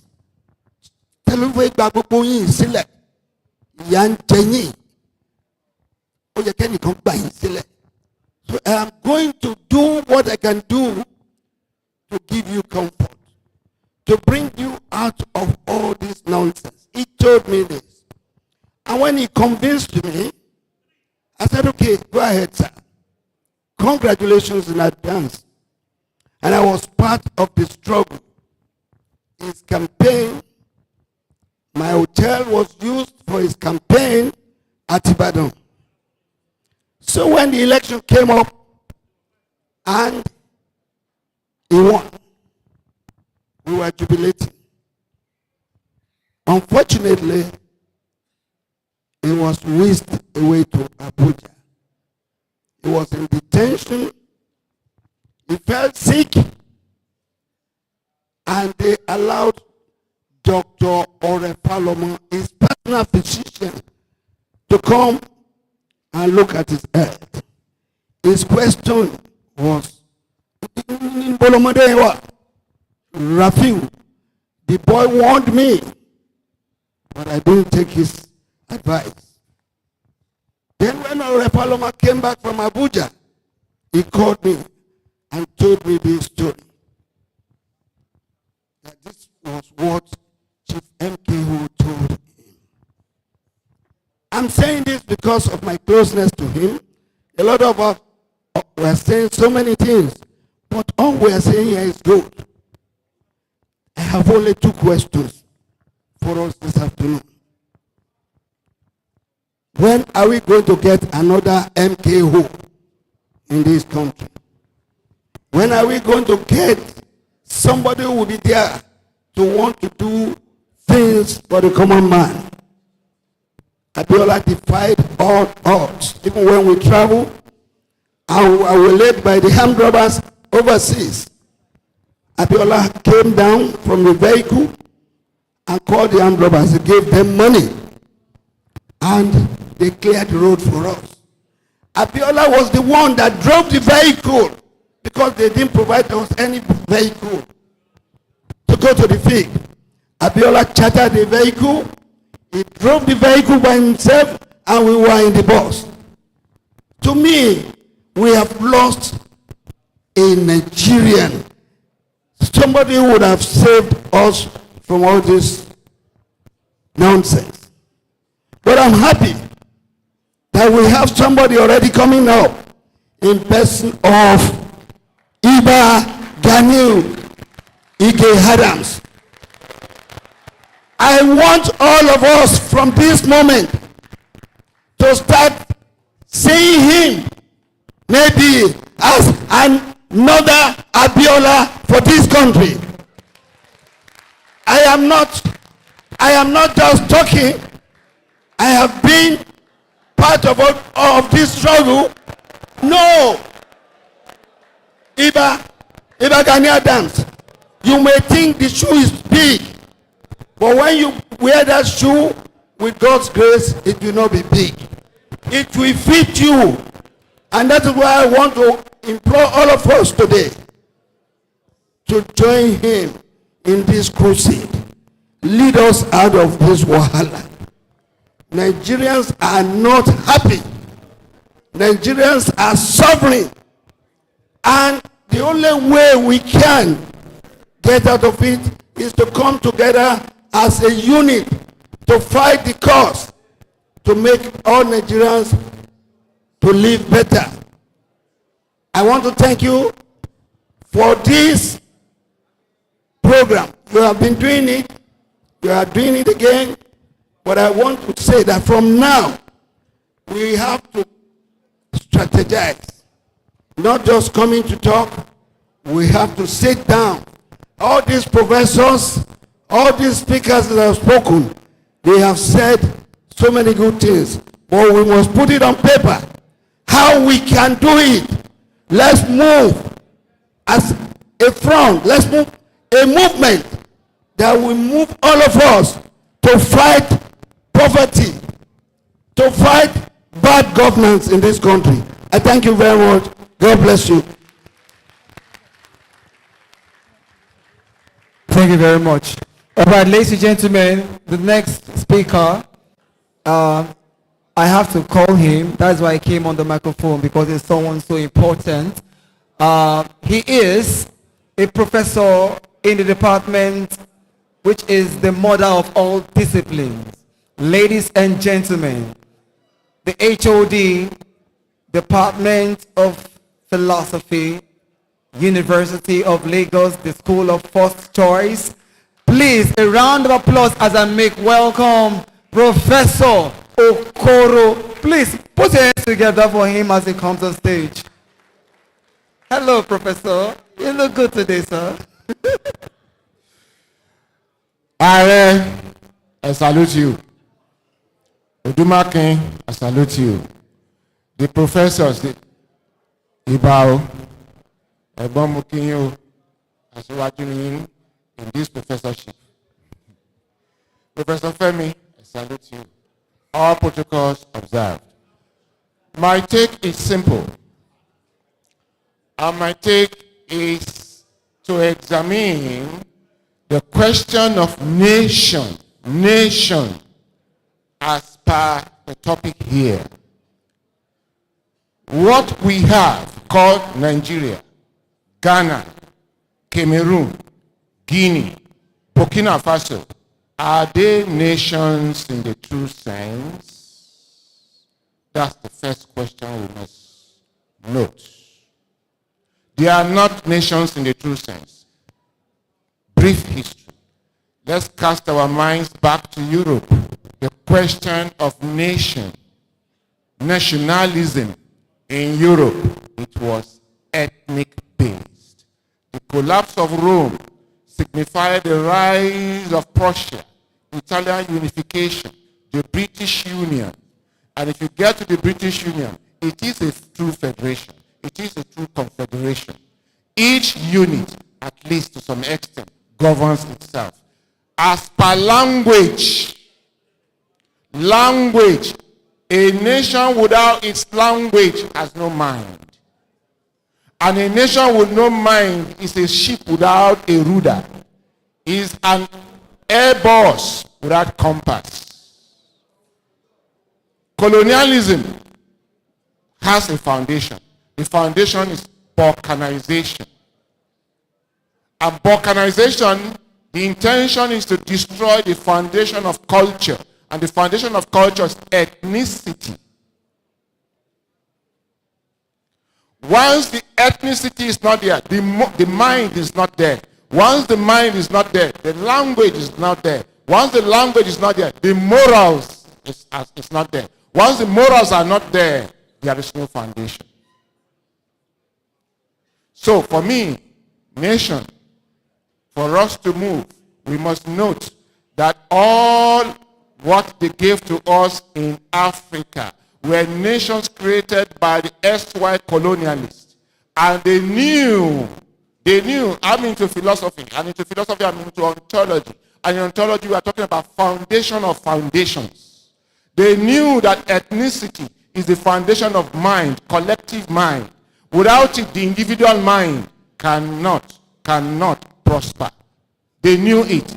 All the philosophers of the modern period, Enlightenment, progressivism, and so on and so forth, they all knew the importance of culture. Each one did not philosophize for Europe. German philosophers philosophize for Germany. British philosophers for Britain. Up till today, up till tomorrow, that's what they do.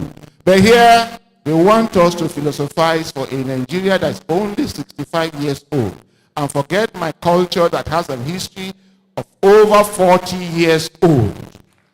Are you telling me that if the ethnicities over 40 years old organize their affairs on their foundation of their culture, 40,000 years older than any nation in the world, we will be going astray the way we are doing?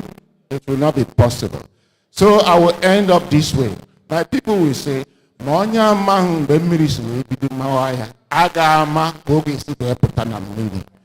you do not know where the rain began to beat you, you will not know how to fall out of the rain. For me, MKO represents so many things, but what has kept him alive, his memory alive, is June 12. So June 12 is an ideology.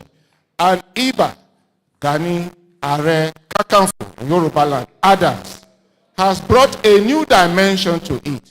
That new dimension is that every year before June 12, he celebrates Olokun Festival. Olokun Festival represents mind of the Yoruba, culture. And that comes before June 12. And he's always told us, restructure. And the two Professor Femis and others told us, nation. Nation. Please, let's not forget that. We must dismantle the colonial structure.